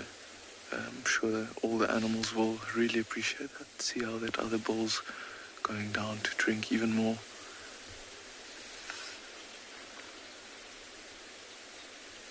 Interesting how... Oh, see how that... They are very nervous. What's going on?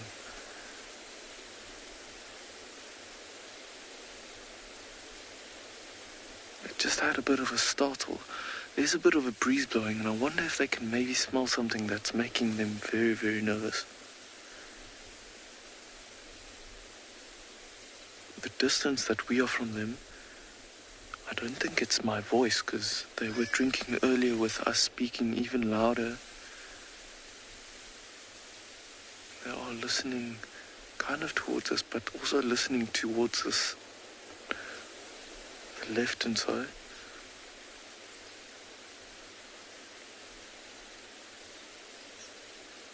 Just shows you, even though they are such big animals, these two young bulls are still nervous, even though they probably don't have any natural predators anymore. Probably would have only been predated on when they were much younger. They might be nervous because of other dominant rhino bulls in the area, but also still nervous of any scent that maybe represents a predator.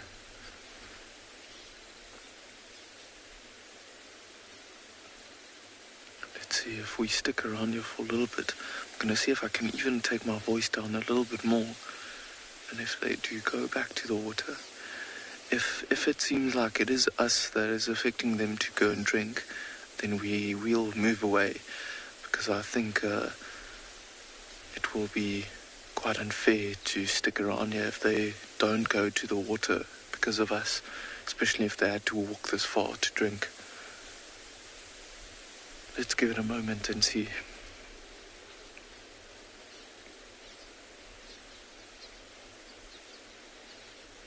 You can just see that rhino's ears still listening towards us. The other bull is now slowly moving. Okay, seems like they're heading back to the water. If they start drinking again, then I think it's fine for us to stay here. Yeah, there we go. There we go.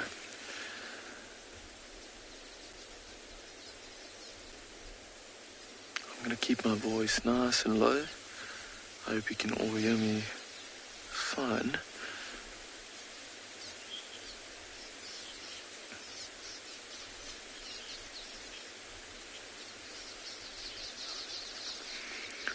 Striped horse, you are asking what is a rhino's best sense?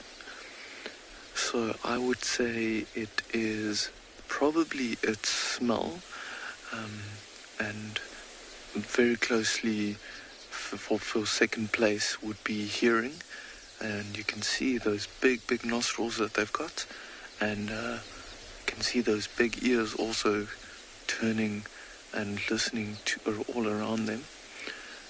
And if you look at their eyes, they are by far the smallest of all their senses, so I think that is the worst part of their senses, and that's why the wind that is blowing at the moment has such a big effect on them, because they'll be hearing what's coming with the wind, and also the scents that's been carried by the wind, and because they can't see very far and very well, they really rely on that, and that's why they really get affected by whatever the wind carries. You can just hear all the common wax balls going absolutely crazy around the watering hole here.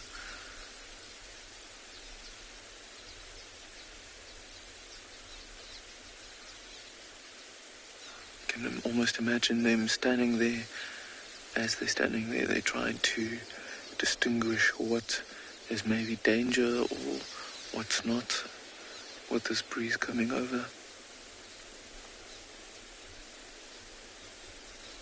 And the fact that they are not moving away from the water probably means that they still want to come down for a little bit of a drink.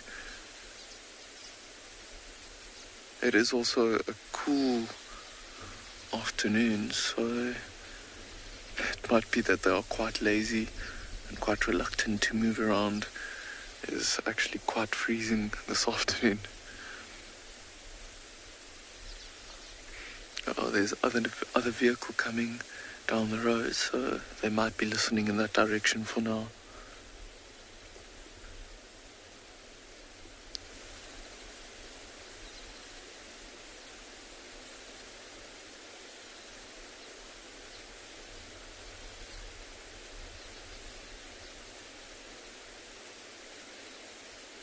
Yeah, and looks like they are keen to get onto the move, on the move.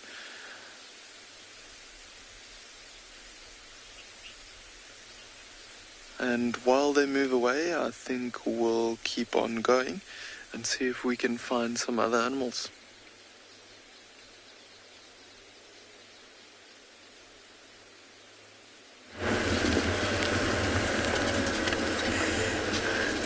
As you can see,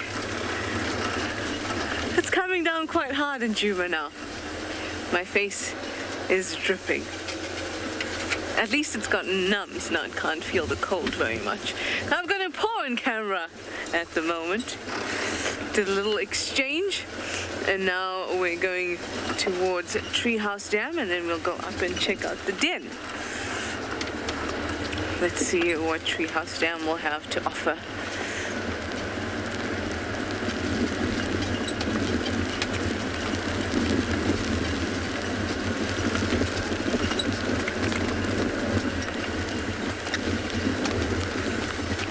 Hello, Treehouse Dam. That would be nice to actually watch it. Now we do have our flaps of our rain roof down as well, just to protect us from the rain. So I'm just going to turn around here. Maybe we'll be able to get a good look.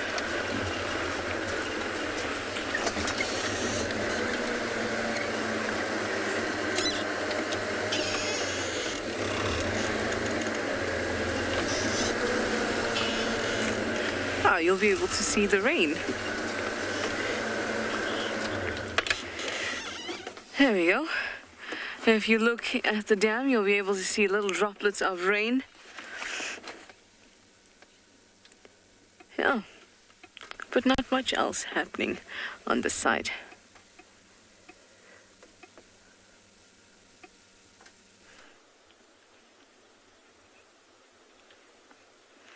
We've got a group of elephant bulls that have come down to Ndlovu Dam, just slowly sauntering away now.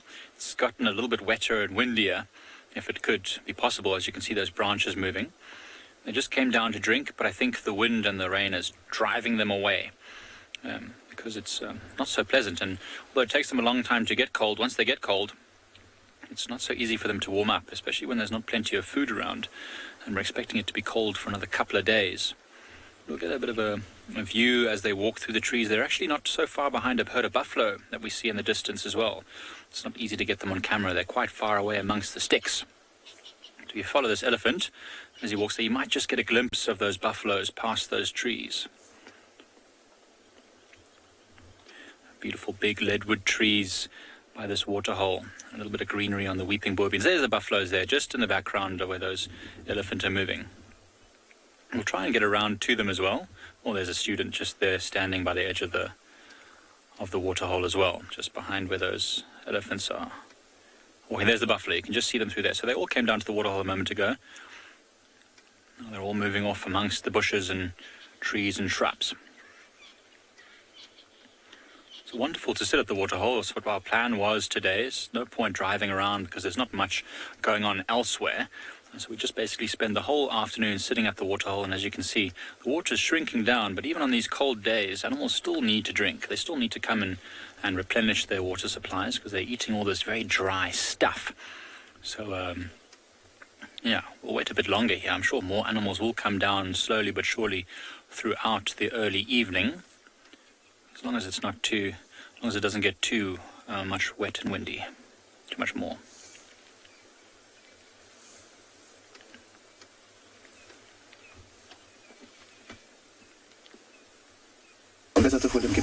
Well, you may never know what you see, and from maybe living elephants, we have a dead buffalo here. And it was definitely, as I said earlier, killed 5 days ago. And we have seen the first scavenger who we saw earlier trying to sneak on this carcass came and pulled a big part of the bone, and that's what she is feeding on. Not sure this is part of the leg. Spotted hyena got very strong jaws, but currently now what she'll be doing is to eat the flesh before she even thinks of going to the bone. I mean, there's a lot of fresh food. Rather skittish because she doesn't know for sure if the actual owners of this kill are around the lions. So she's been eating, going away, coming back. I'm not sure exactly where she is going, or she wants to find out if there could be any track or any smell of the outside the lions that killed this buffalo 5 days ago. And if there's nobody here, then I'm sure chances are she'll come back and eat. So what we're going to do, we're going to move on, and also chance if this or those lions are not very far from here.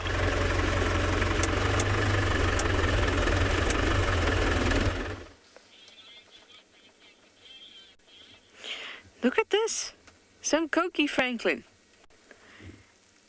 Look at them with their beautiful orange heads. Just love them.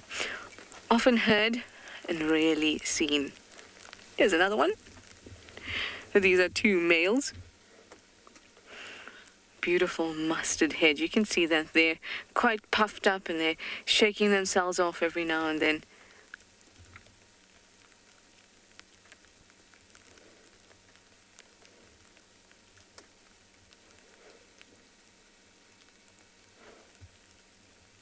They're hanging out close to the hyena den. The last time there were franklins hanging out there, the cubs were chasing them around. This one closest to us looks like a female. Can you see those white and black markings on her face? Cleaning themselves, wondering, isn't this early? Why so much rain so early? No, they would be very thankful.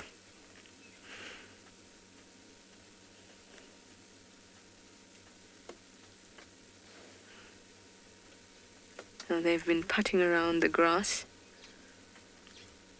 or puttering rather, looking for little seeds. When I think of franklins, and if I had to say which is the zen of the whole mob, I would say Koki franklins seem to be really peaceful, quiet. Run, run, run.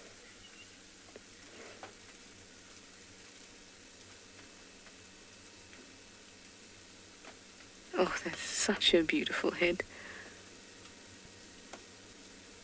There we go, picking.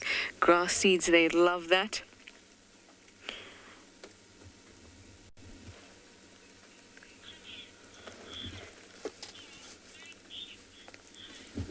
Huns, you say? Oh, very cute.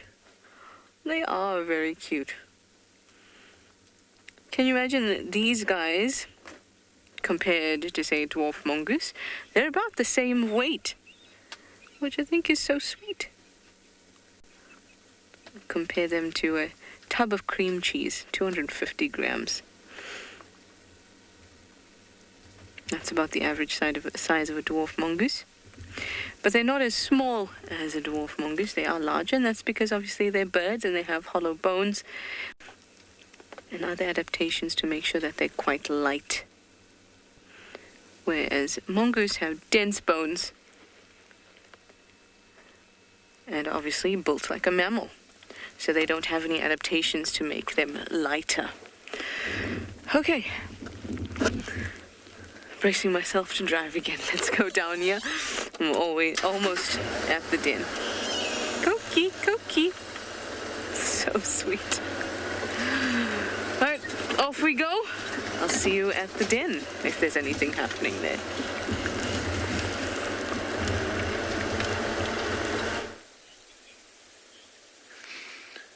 So we were just about to leave these rhinos, the two bulls that we saw drinking earlier, and then Craig was like, "Are we going to wait for these other rhinos?" And I had no idea what he was talking about, and behind my back there was a female and a sub-adult calf that came, and here they are now at the water as well, coming for a drink. So it seems like this is the time of the day that all the rhinos in the area are going to slowly come towards this water here. You can see the size difference there between the mom on the right and the youngster on the left-hand side there. Also some white rhinos. You can see the wide mouth that we were talking earlier about.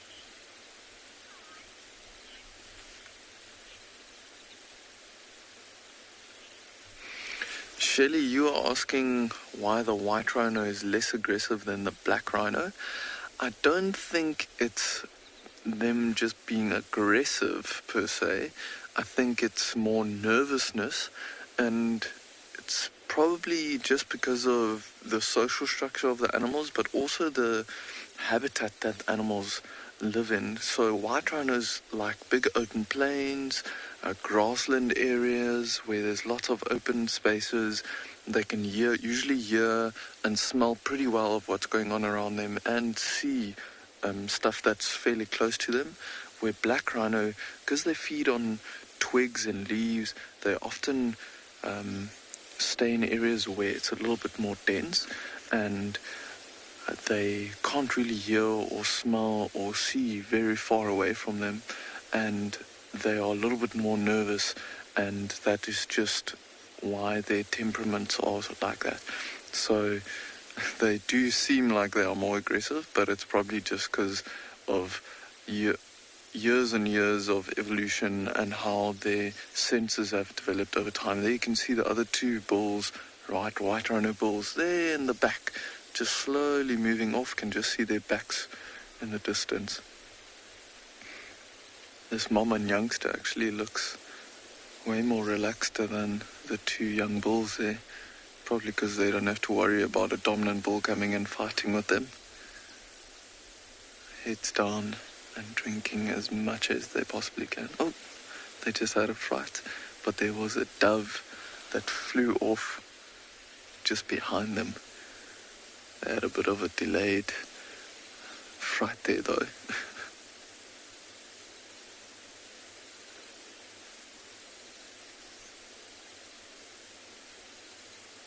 Here we go, going back to the water.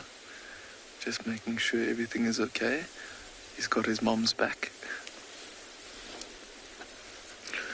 Let's quickly have a look and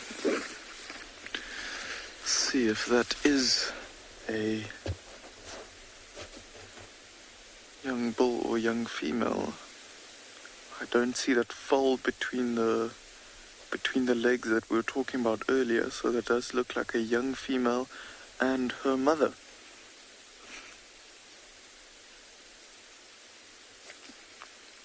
See how they're just listening to us a little bit. There's a few birds coming down to the water and flying around behind them as well, so they are just listening to them as well.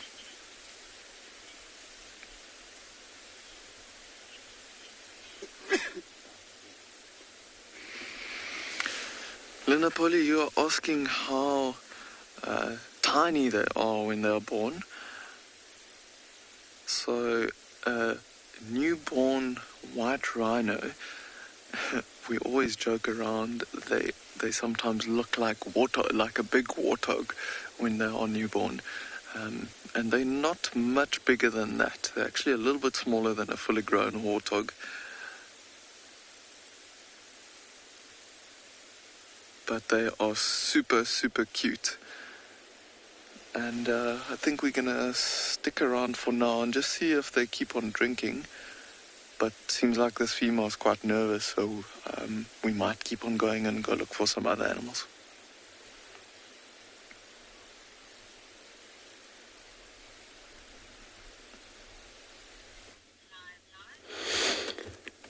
That's great, from rhino to hippo. So now we got looks like a few hippos in this water hole by the name of a Beverly Dam waterhole. This is what we find them. This is where we got them right now. So kind of a beautiful animal, hippo. They were busy, you know, very active, yawning when we get here. It's just because of maybe we are the present. There's more of them. And there's a second one there. There's a third one. Could be maybe 4 in this water hole. Hippos that are nocturnal, and this kind of weather is fine with them. When they want to, when they feel it's safe for them to come out of the water, even during the day, they can come out the water, lie on the bank, or graze around if it's okay for them. But they prefer nighttime to do so, because then at night they can travel far away from the water then.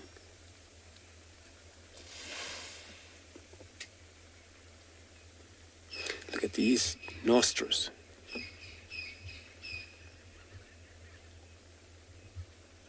So cool that when the hippo, because they can only hold their breath underwater about maybe 6 to 8 minutes under the water, they can't breathe under the water for sure.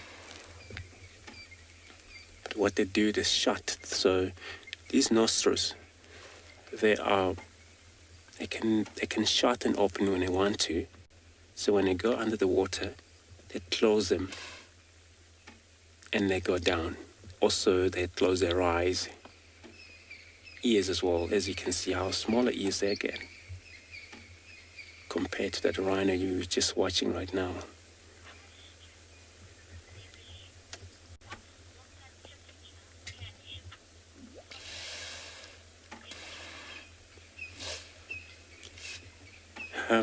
No, it's kind of the communication's so bad. I couldn't actually get that question so well. What temperature can they operate in?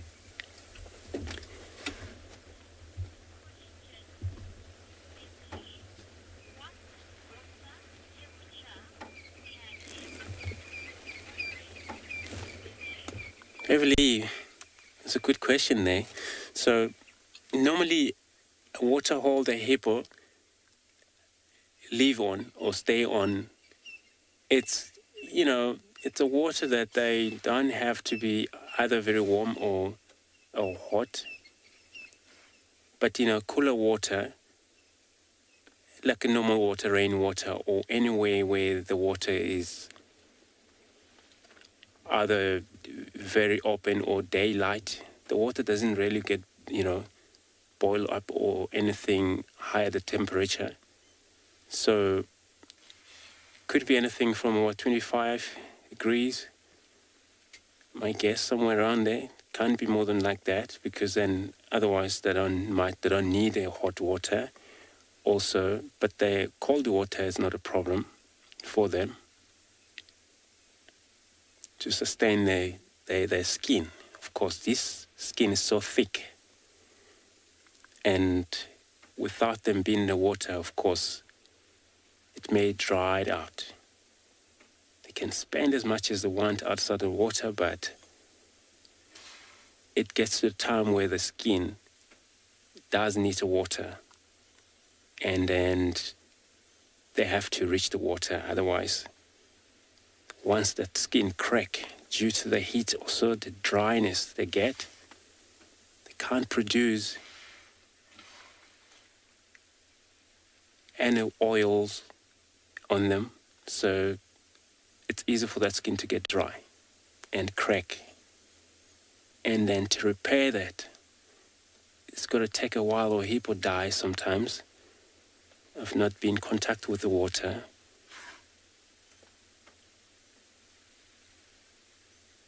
But of course, at night, they will be able to operate far from water because it's no sunlight.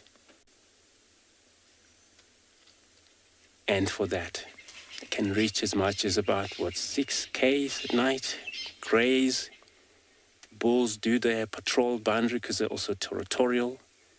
Sometimes he will leave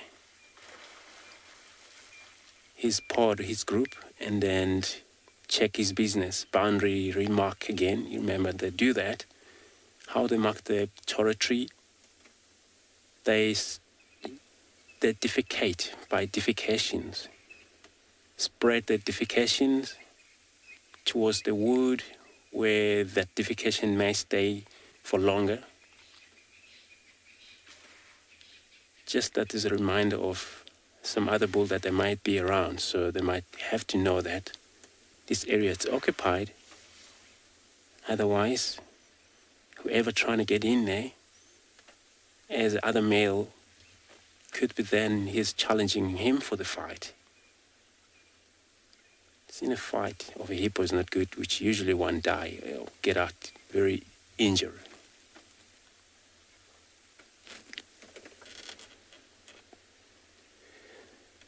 So the bull hippo would weigh around 3,000 kg and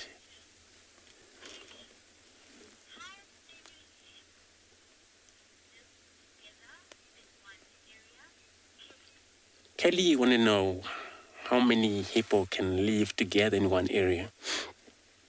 So what happened is, so the male that dominate the water hole, it happens that he also dominate a lot of females within that group. So could be anything. I've seen 18 hippo in one water hole with one male. So that's not a problem as long as they're all female and they juveniles kind of animals. It's not a problem. As long as they don't, these young male bother him as a father or then trying to push him off that pool, then of course he won't like them anymore. He would try to move them off. But of course, they that group.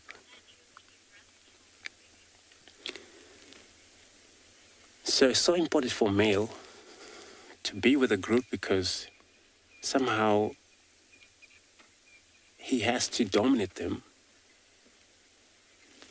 or lead them away to a graze and also come back. Sometimes some of them, they don't come back, lost, or he doesn't come back the same time as them, but he finally reached the water hole where they are. Look at that blow, the nostrils, the steam coming out of that water.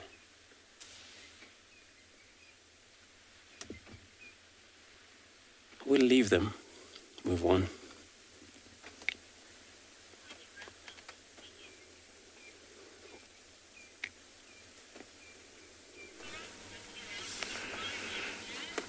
Here we have a lilac-breasted roller.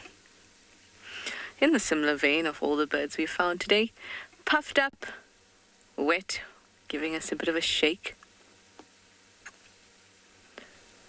Now, what is quite nice about this weather is that the birds let you get quite close before they decide to fly away. Rollers are pretty good at doing that though in general, but today is especially good for this. Even the francolins, usually they go and run away. But in weather like this, they really don't care about you as much as they care about getting, being warm. Now, generally, birds have a higher body temperature than we do. It's about 39 degrees Celsius, sometimes up to 40, sometimes 38 and a half, but the average is greater than ours, and that's because flight is quite energetically expensive. And that constant movement, the constant metabolism, and the fact that their bodies have gotten used to that energy expenditure means that they have to keep this higher body temperature. Unfortunately, not helping the roller too much today.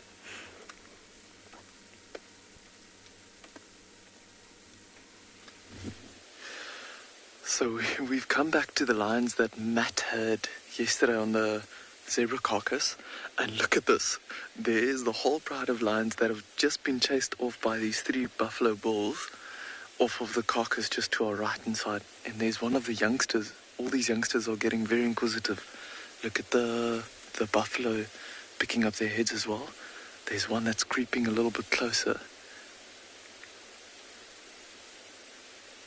There's the rest of them coming closer as well. These are 3 sub-adult males of Ngala Pride and the 1 lioness. It's like a bit of a standoff here. See how the 1 buffalo bull is just staring straight towards them. Just warning them, don't you dare come closer. How crazy is this? See how the lioness is just yawning there. She is no interest at all. But these young males without any experience are still very inquisitive over these buffalo. Look at this one inside the little drainage dry riverbed there, creeping closer. I think if he goes even closer than that, we might see these buffaloes coming and chasing them. Look at this. Oh my goodness.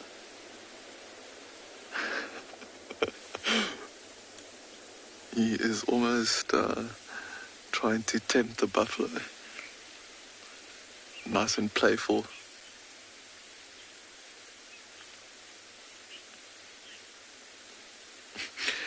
Sid, you're saying 3 buffalo bulls ready to fight. Indeed, I think they are very lucky that 3 of them are together like this. If it was one of them by themselves, then probably would have been a little bit more anxious of these lions. But 3 of them together, they are a force to be reckoned with. And luckily these lions' bellies are nice and full as well, so after feeding on a big zebra carcass, don't think they are too interested in hunting buffalo. Yes, these young lions, every time a buffalo turns their back on them, they all creep a bit closer. Look at that. See how his head is nice and close? All 3 of them are now fairly close to them. They are so inquisitive. Oh, here we go. Buffalo's turning towards them. A lot of yawning happening by the lions. I think they were probably sleeping when these buffalo came past here.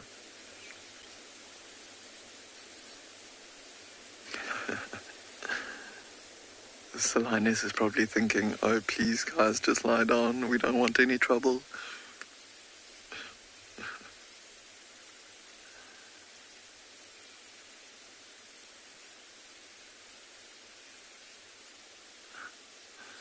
The youngsters are settling down. Now the buffalo have turned away and they're actually feeding away from the lions now.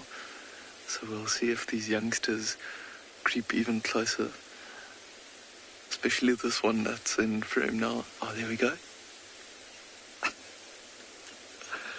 This is so exciting. I actually hope that he learns something from this, like the buffalo will chase them.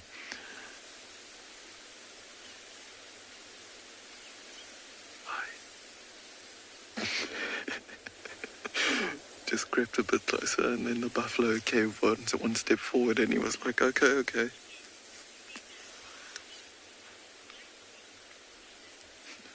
Yeah, this is super exciting, Sinek. Let's see what happens. See, as soon as one of the buffalo start moving away, the other 2 kind of want to creep closer to them. So even though they're not too nervous around these lions, obviously, they want to stick together and not be singled out. These youngsters are yawning so much. Makes me think that they were definitely lying down when these buffalo came around, still trying to oxygenate all those muscles. Even looking this way, probably thinking, you guys can help us with these buffalo, but see how he's even panting. that full stomach full of zebra, producing a lot of heat. It's just the one buffalo bull that keeps on looking back towards this lion.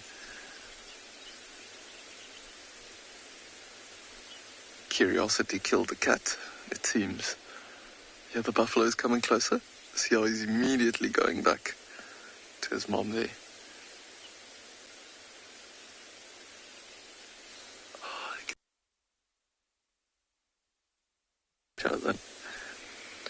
I'm sure it's coming to.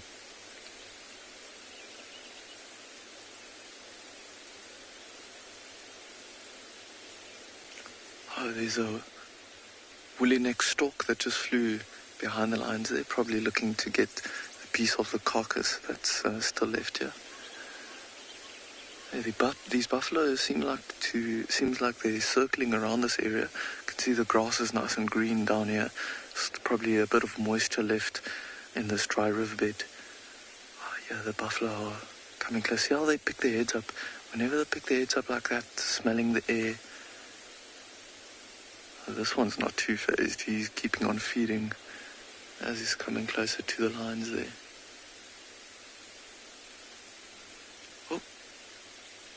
I don't know if you heard that grunting noise from the buffalo there, warning the lions.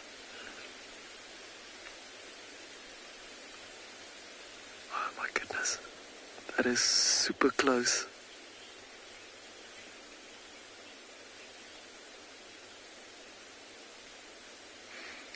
Emily, you are asking how many lions it will take to bring down a buffalo. We've seen videos and footage of one male lion taking a buffalo down, but usually it takes at least 2, maybe even 3 or 4. These youngsters are now lying flat in the grass. I think they're starting to lose interest in these buffalo, but they are really close to them. From our angle, and even from where you are looking now, it looks like they are literally a meter or 2 from each other.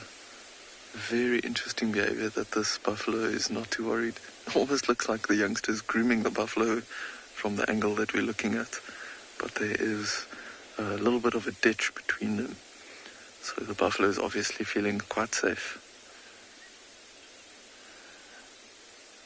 I think we're going to stick around for now and keep on looking what's going to happen around here.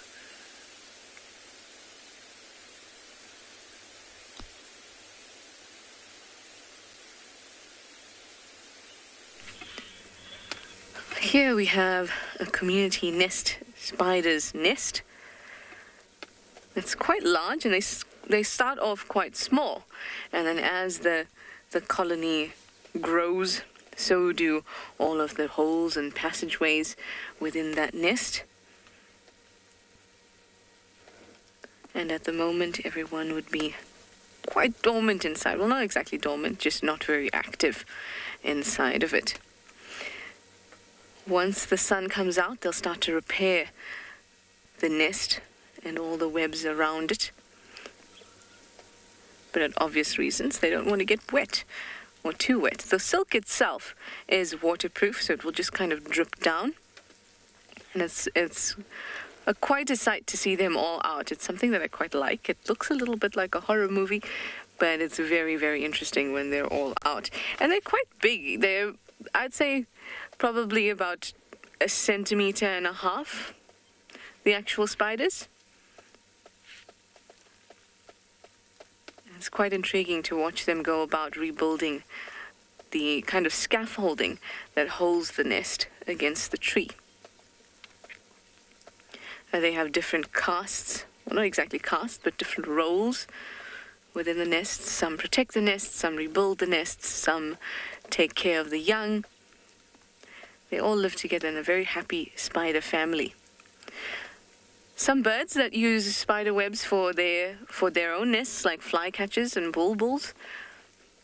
Sometimes you see them kind of destroying bits of the nest, especially disused ones. That's a Koki Franklin in the background. Koki, Koki, Koki.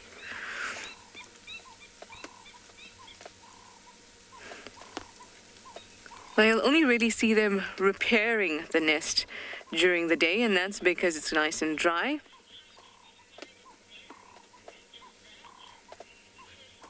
Kirsty, I'd like to know what type of spider's nest this is. It's called a community nest spider, and they're in the family Ericidae. And the specific species that is in this nest, I'm not sure, but the species that we do get around here is the Stegodiphyus species. That's the most common one that we'll get around here. And that is the genus name, and then you'll get a number of species within it. Now, like I said, during the day you'll see them rebuilding, but they're actually nocturnal. So when they're out hunting, as in trying to pick up stuff from the web, that'll be in the nighttime. That's when they're most active.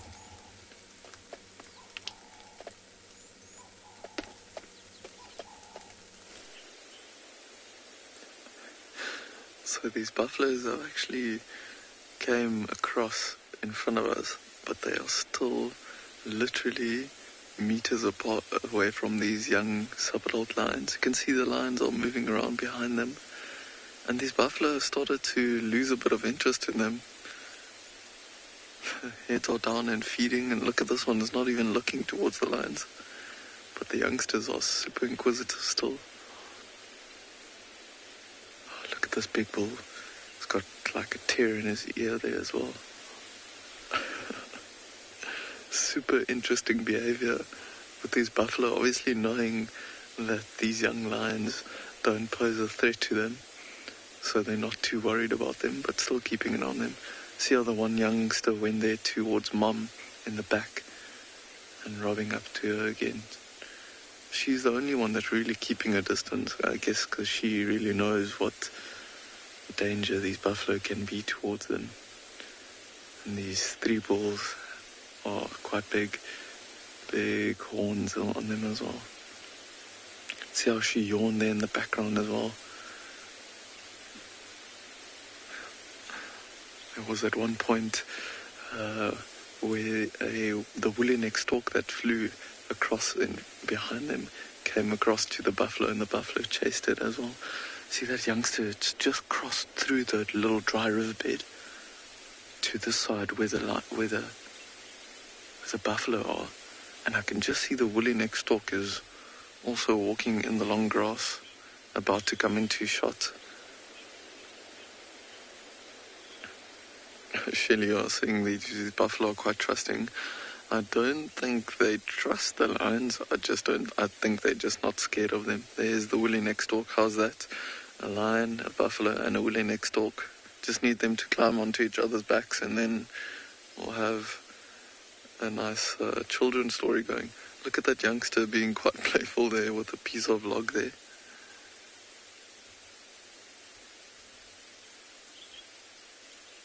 Yeah, these buffalo have lost interest in the lions completely. Not even looking that way anymore. And still just a couple of meters away. These youngsters obviously keeping an eye on them every step of the way. Oh, the other youngster's actually gone to a tree further to the right. It looks like a weeping bourbon tree there. If I'm not... Oh no, it's actually a marula tree, it seems. Yeah, it's a marula tree. And he's just sitting at the base of the tree. He was actually looking to climb up there. But he's just sitting and watching the buffalo move to the left-hand side. Now I'm sure you can hear the grass moving. There's just lie down. What incredible behavior. I've never seen lions so close to buffalo before without the buffalo chasing them or the lions doing anything. Kerry, you're saying such an amazing interaction here. Like I just said now, I've never ever seen lions and buffalo so close together without trying something with each other, either the buffalo chasing the lions or the lions trying something with the buffalo. But probably the full stomachs of after feeding on that zebra carcass that is causing this whole relaxed ordeal here. How incredible is that you can barely see, when Craig was zooming out like this, you can barely see the lions in the grass there.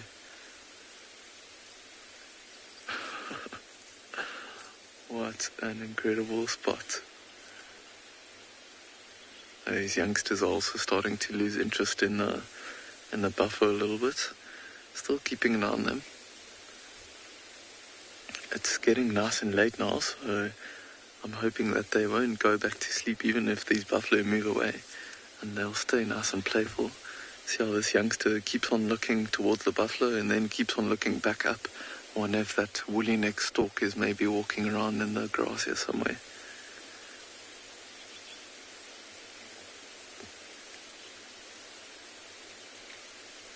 I think the youngster that was at the tree there, up on top of the ridge, I wonder if he's keen to come back to the carcass here. Maybe that's why he was coming up around and around. Yeah, seems like he's coming this way. Let's see if we can get a view of him. He is moving behind a tree there, fallen over tree, so he's just always taking it very slow. I think the buffalo can see that he's on their side of the little drainage line. You can see that youngster's got still quite a bit of a reddish tinge to his mane from feeding on that zebra. Oh, here he's coming. He's talking closer towards us. Even the female lion's also up now. Oh, let's see what happens. Seems like they want to cross this little drainage line. One of the youngsters is actually closer to us. Let's see if the buffalo react to all this movement from the lions.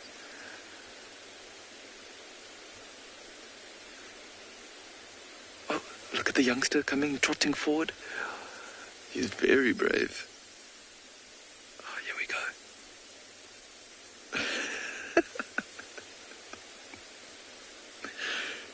Not so brave anymore. See how the buffalo is casually walking closer just to show them who's the boss. See, all the lions are moving away from the buffalo now. Oh, there's even a young lion in a tree now, in a fallen over tree. How's that? And they're lying down now, settling down a bit further away from the buffalo. And the buffalo is also moving away.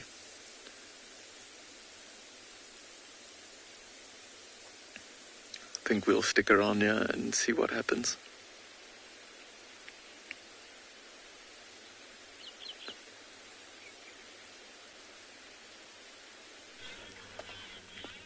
Oh, all of that sounds is so exciting. I wish my spiders would come out so they could be equally exciting. But I think they're very, very cool. I was half hoping maybe somebody would come out to repair the web, because as the drops hit the web, it can damage that scaffolding. The type of silk that this type of spider uses is called a cribbolete silk, which is kind of a very, very, very fine version of silk. And normally spiders will have spinnerets, which they produce the silk from, but if they have an additional organ called the cribbolum, they can produce this really, really fine silk. That's the type of silk you kind of see blowing away. It's a little bit fragile. It doesn't have the same type of tensile strength that the spinneret silk can produce.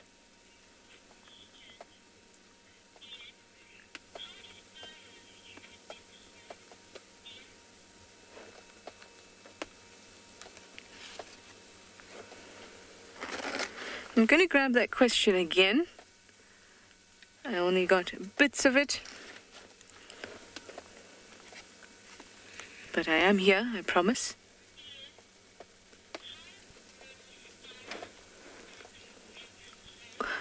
Ian, you would like to know how many spiders this nest would hold. Hundreds. And that's why it's kind of quite a spectacular event when they come out. because you'd see hundreds. In fact, sometimes if you look at it like this, you think, oh, there's no spiders there. And then when you look really closely, you'll see that they're so similarly colored, this gray-brown color, as the nest, that you may not even see that there are hundreds of them all over it. Quite frightening if you don't like spiders, but I do love spiders. And yeah, Ian, hundreds can live in one nest. But like I said, they start quite small, these nests, and then as the community builds, they get larger and larger. And they stay within their community, and they'll continue to build the nest. They're quite harmonious spiders in terms of not being too territorial. Everyone works together.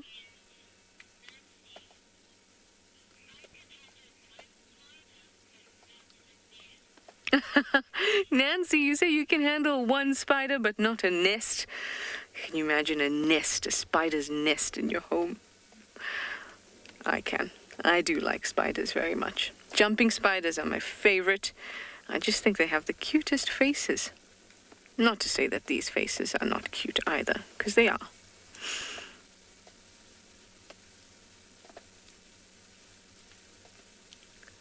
Kind of looks like a beehive, don't you think? Instead of bees, just full of these wonderful community nest spiders.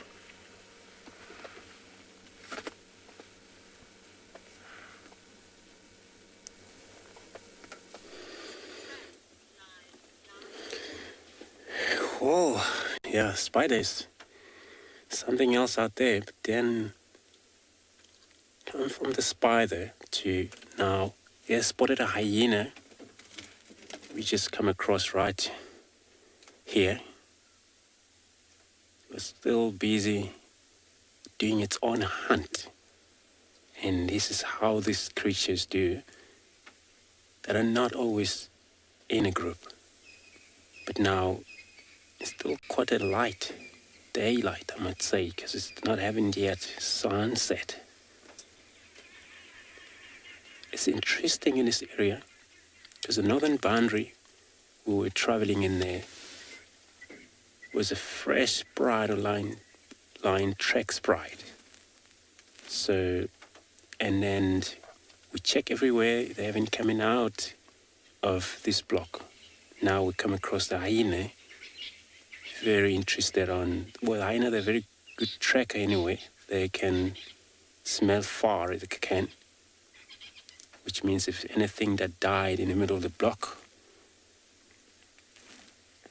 they will eventually smell that.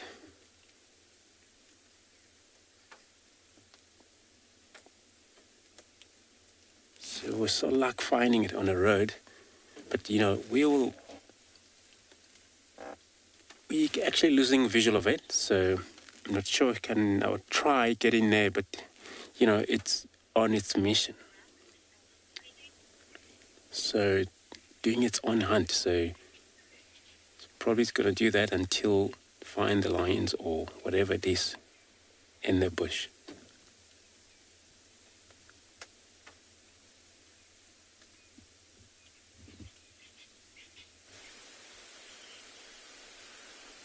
So, just as he came to us, one of the youngsters, the young sub-adult males, lie down in the grass. They all seem to be very interested in this one buffalo bull that's not too far away from them. And they keep on creeping a little bit closer. You see the black behind his ears there, often probably used by the rest of the youngsters to kind of see what his behavior is like and where he's listening to. Also gives us an idea of where he's looking. Look how well he's camouflaged in the long grass there. The buffalo bulls are slowly moving away, probably losing interest in these lions completely, and also quite keen, I'm sure, to move away from these lions before night falls. Because I think if it is completely dark, then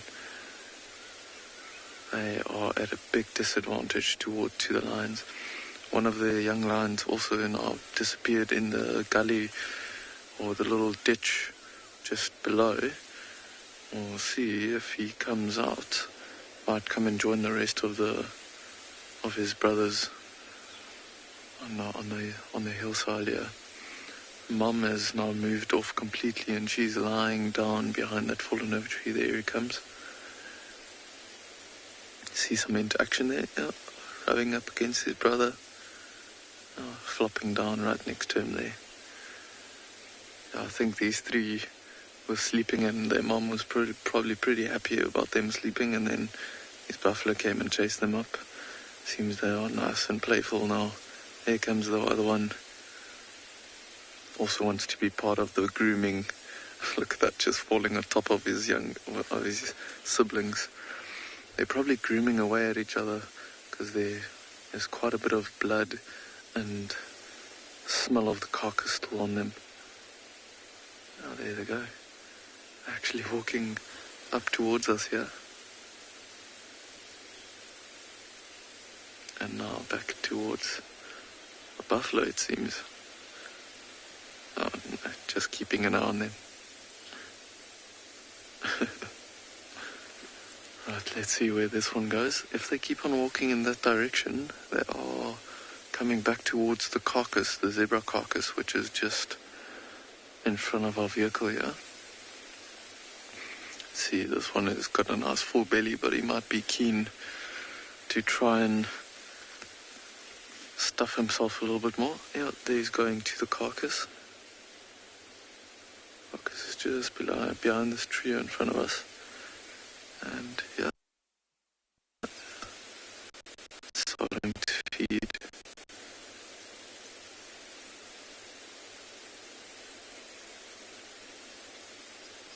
They've been on this zebra carcass for at least today, probably a bit of last night as well. Amazing how a zebra is so big that it can last these 4 lines for quite a while. He's actually sitting up now. I wonder if there's not too much left to feed on.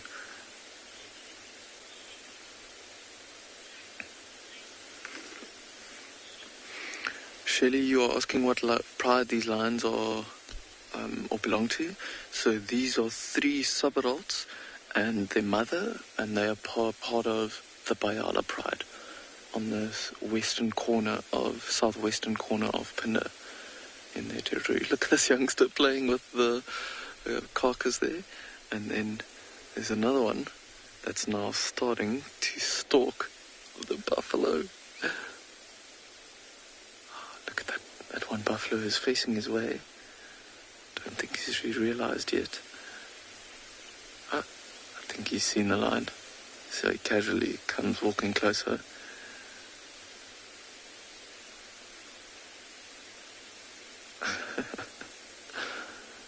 I've not seen a more relaxed buffalo in my life. He's probably just like, kid, you have no idea.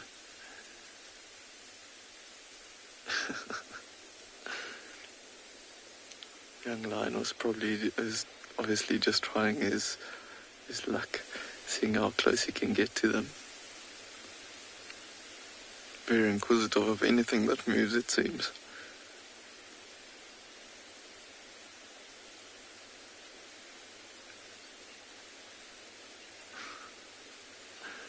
Still super interesting behavior, wow.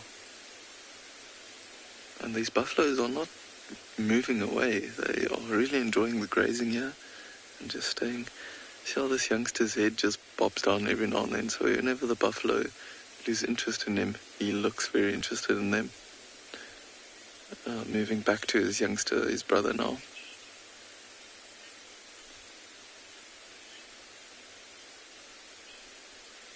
You're asking what runs faster, lions or buffalo? So I think these sub-adult lions, even though they're younger, and their mother will definitely outrun these buffalo and get away from them. So that's why they are quite inquisitive and try their luck stalking them, and so because they know they'll be able to outrun them. See, the other brother went off to the carcass there, and there's the third one now, standing around the tree there, all looking very playful. Seems like he's coming over to come and join his brothers at the carcass here. Oh, no, he's not. Just found a spot and lying down. Still very interested in those buffalo. We might try and reposition and see if we can get a view of that carcass and stick around for now.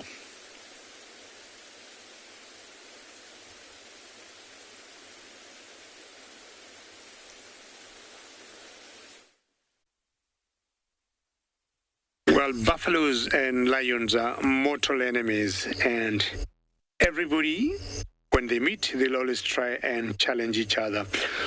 Well, I got some toppies here, and these toppies were rather earlier busy eating as they were moving on, but all of a sudden they just stopped, and there's no concern to make them stop, to make them not feeding, but I'm trying to concentrate on a very young calf, a very small baby. If you look at that mother there, just near her head where she's feeding, tiny brownish calf with, yeah, there she moves.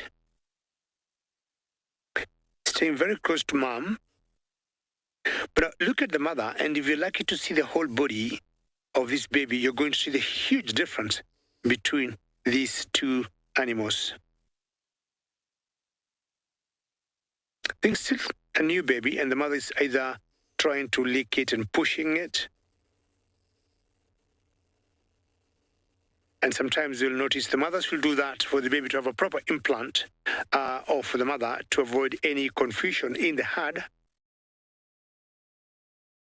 She doesn't want the baby to be getting lost in a group, should there be a concern of any danger. I think she's suckling now. I can't see very well because the grass is quite high. I guess she is suckling. Now, adult toppies and their babies are very different.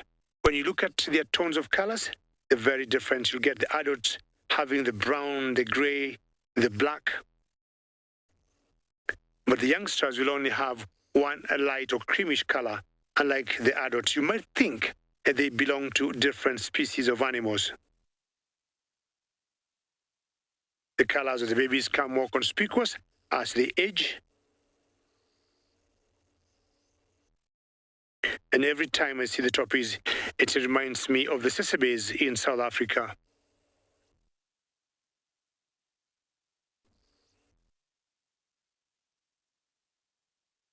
They blend in also very well in the grass there. Just a cool evening. The temperatures must have gone down very well at the moment. And if you notice, they're not eating the top or the long, dry grass. They're reaching the green grass that is much healthier.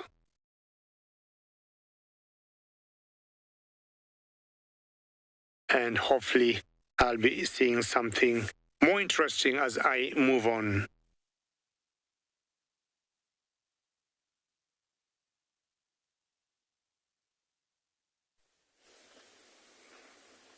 As you're coming back to us, you can see this young male lion is very inquisitive of something that's flying overhead. It's actually a fork-tailed drongo that's following these buffalo. But now his interest is back on the buffalo there.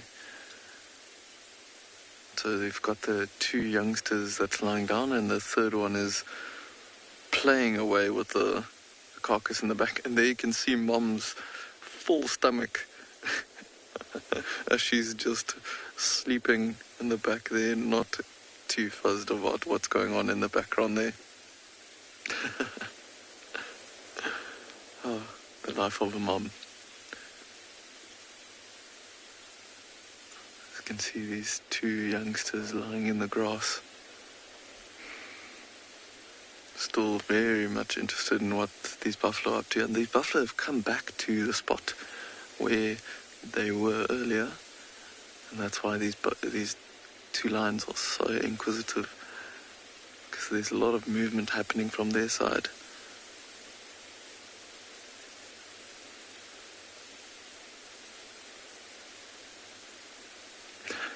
See the one there on the right hand side of just playing with that carcass. Oh my goodness, having a ball.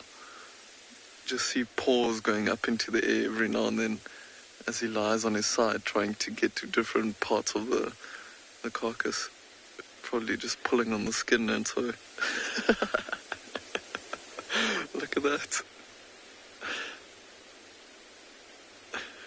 Oh my goodness. He's lost interest in the buffalo and is just enjoying playing with the dead zebra, it seems.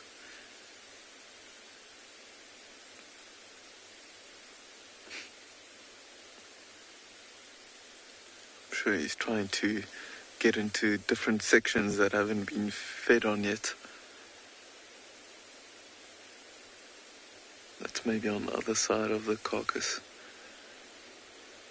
These two other youngsters. Seems like this one is actually looking towards the one that just yawned there. Let's see what he does.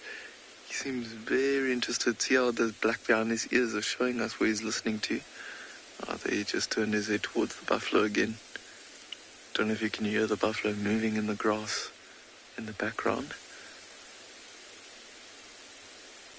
See, I think these youngsters, by looking at how they're looking at each other, we might see some movement from them. Oh, one just lying down a bit.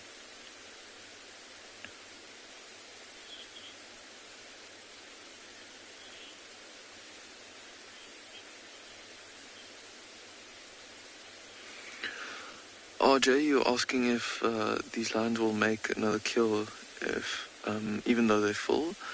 So they're very opportunistic, and they potentially will make another kill if the opportunity arises. But something like these buffalo, for example, it's quite a big animal to take down and quite risky, and they would probably be more in danger of injury or something like that to take down buffalo. So they'll probably try and hunt something and be opportunistic if it was something like an Ngala. So look at this youngster going closer to the buffalo. They've moved off quite a bit, and look, he's actually picking up the pace. Oh my goodness.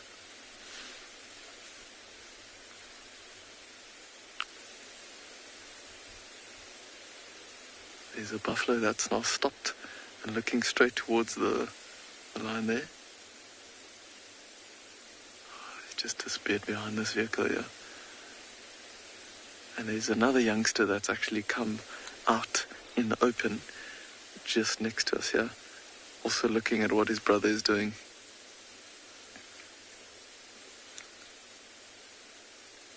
Look at that tail flicking around in interest. Oh, chasing some flies as well.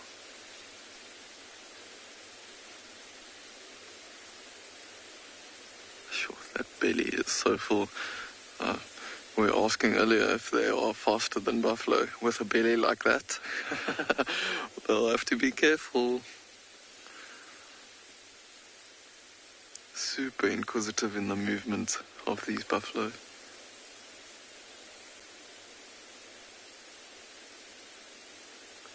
can see how he's looking to the left a little bit and then to the right. So the buffalo's off to the right. So he keeps on looking to the left.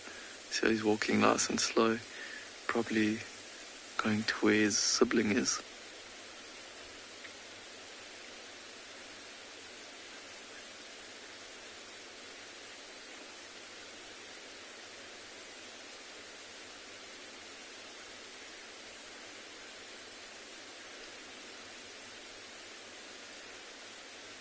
And sitting down, I think the buffalo probably turned and told him off.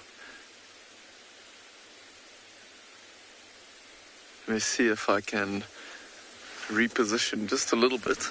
See if we can turn our vehicle and get a view of these lions just on the other side of this other vehicle there. Okay, just take it nice and slow. We don't want to affect of what's going on around here, so let's just see if we can loop around here. Okay, there we can see the lions and the buffalo as well.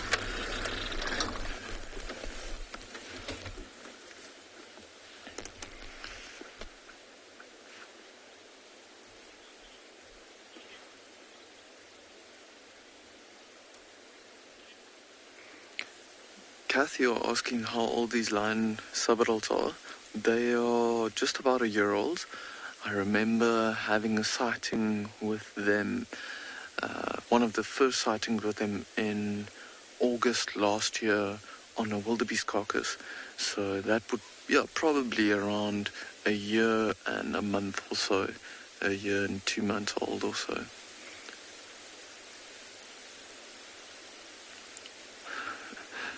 Very inquisitive. Oh, there he's up. Every time the buffaloes start to turn their backs on them and move away. Look at this. So this is all play, not really serious stuff. And it's teaching them valuable lessons about how animals react to them and the way they're still stalking. See how he's using these bushes as a bit of cover.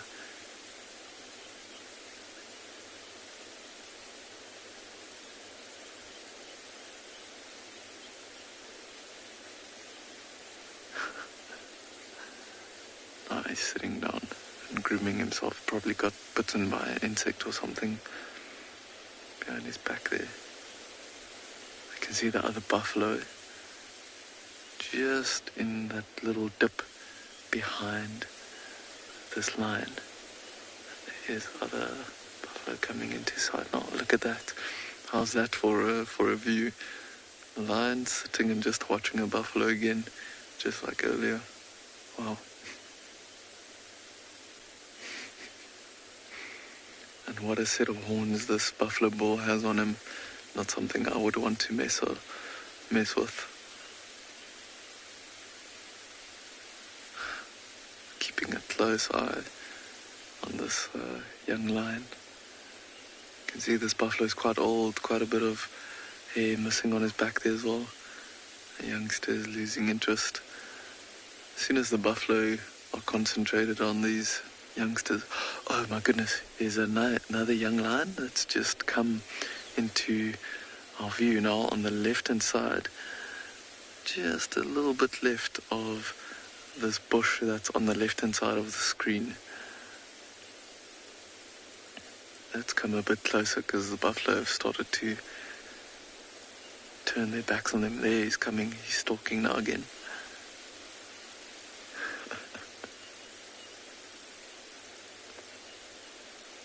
The buffalo spotted him or heard him and has turned towards him now as well. Oh, look at the one there at the bottom, picking his head up and smelling towards him.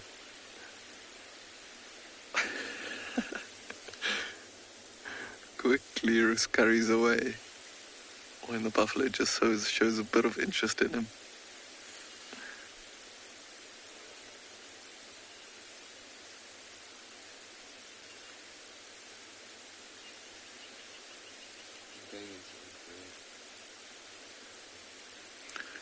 We're gonna go into infrared now, just because it's getting quite dark here now, just so we can keep on filming quite a bit of this for you.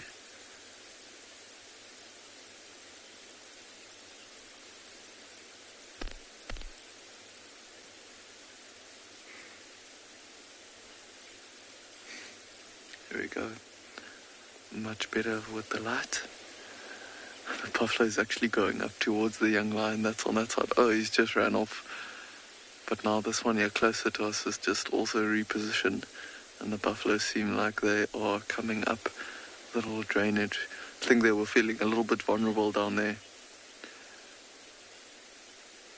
But for now it seems like everyone is settling down for a bit. So I think we'll maybe stick around and see what happens.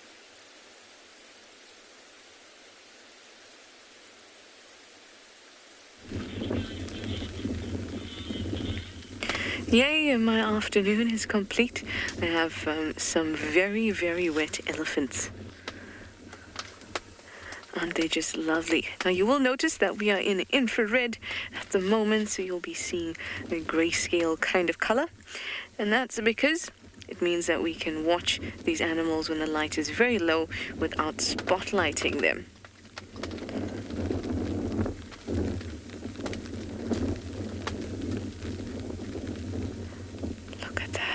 They are so wet. They're very, very shiny at the moment. It's not a very big herd. There's about 10 to 12 of them. And imagine how nice this must be, because all of the vegetation that they're eating is now covered in water. So it's like a 2-for-1.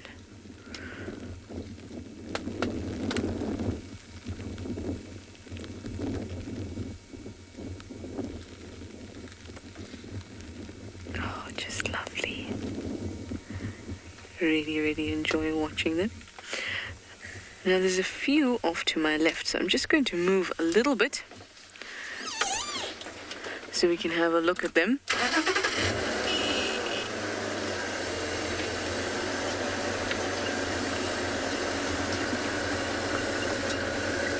They seem to be digging quite a lot. There we go.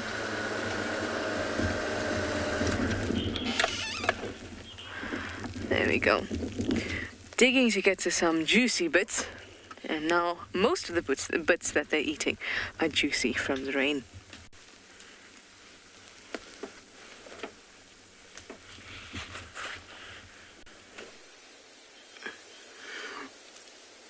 Just as he came back to us, these two youngsters were super close to the buffalo. And you can see this buffalo bull actually ran up the hill here and just chased them off. And now the third youngster is actually coming over and coming to join them on the side. And Craig and I were almost taking bets here to see if the young lions will take a chance with these buffalo. But as soon as that buffalo bull realized that they were close to them and ran towards them, they all scurried away quickly. Let's see, now that player number 3 for the lions have come into play here, we'll see what happens.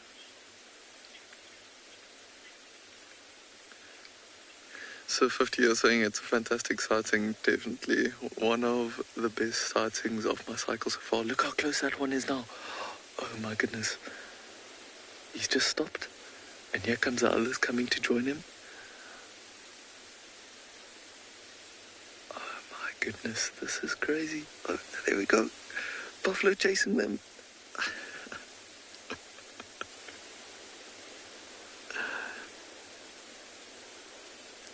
Can see how these lions' behavior have changed since it's become quite dark here, from not really trying too hard to stalk them to now trying to get really close to them. But these buffalo are not having any of it. Oh my goodness. Okay, see how they're lying down now? Probably waiting for these buffalo to turn around again. But I think we're going to still stick around and see what happens.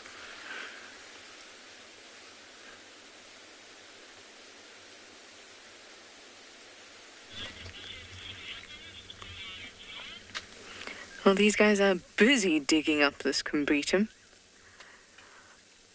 They've got 5 ellies that have descended upon it, trying to get to those roots. Kicking up sand every now and then, which is quite nice to see. It's nice to see how that cow is getting in on it, and so is this youngster. Oh, I'm gonna be quiet and you can hear.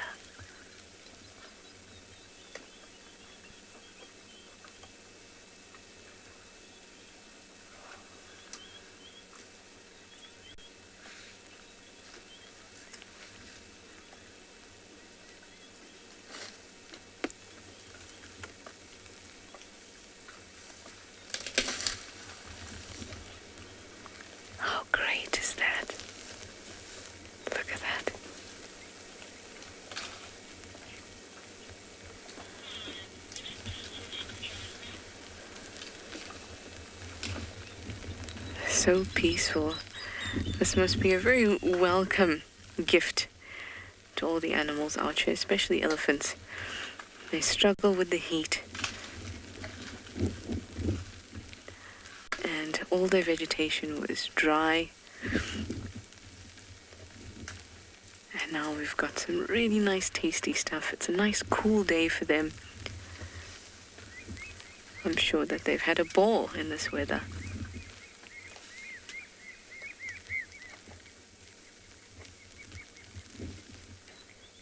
You can hear the thicknies in the background too.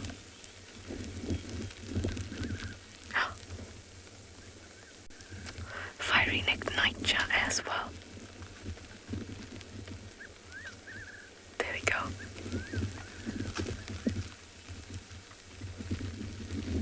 To me it sounds like it says, hello, good looking. Hello, good looking.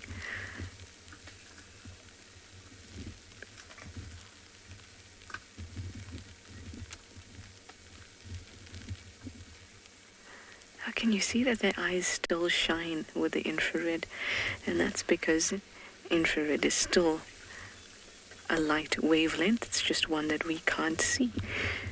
So when that goes into an animal's eye, it's still getting scattered by that tapetum lucidum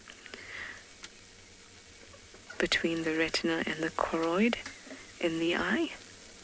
It's still getting scattered, so you still see the eye shine.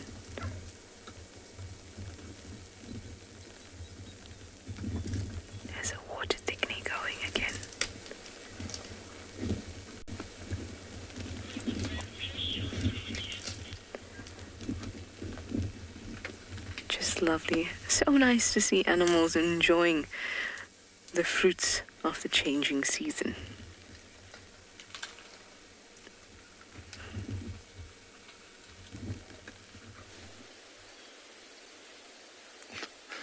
So the buffalo have fortunately and unfortunately moved off, and the young lions have gone into the dry riverbed, and we can't see them at the moment, so we just looking at the lioness now, and she's actually started grooming herself quite a bit. So she's been sitting upright for a little bit and trying to groom. And what I've seen for quite a while, and it's often seen with other big cats when they start grooming and yawning after sleeping a bit, often getting ready to move a bit, see if she maybe gets up and comes towards the carcass.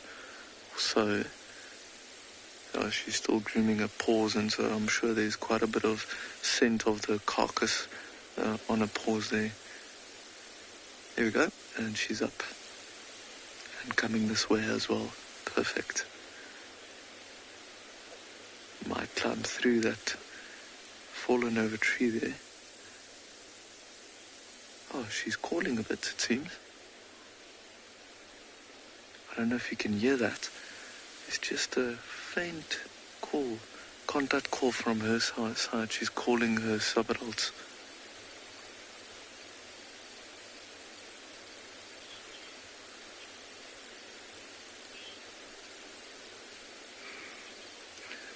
Emily, you're asking when the manes will start growing. If we do get another view of these subadults, you'll see that they actually do have quite a bit of hair, long hair growing around their necks. So it's already started growing, but it'll only be fully grown when they are probably around 3 to 4, even closer to 5 years old. See how she's looking around, wondering where her youngsters have gone. And there she's just turned to the right, going straight back to the carcass.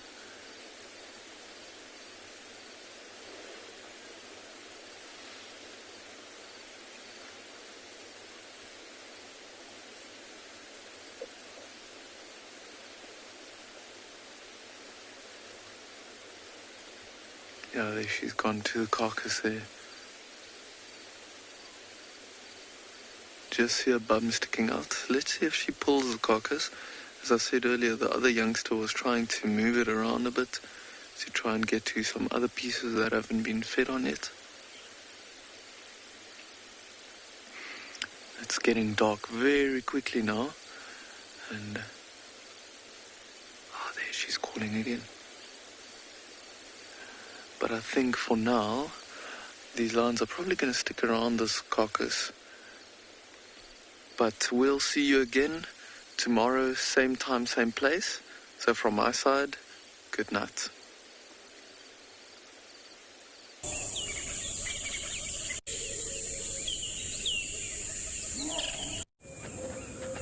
This program features live coverage of an African safari and may include animal kills and carcasses.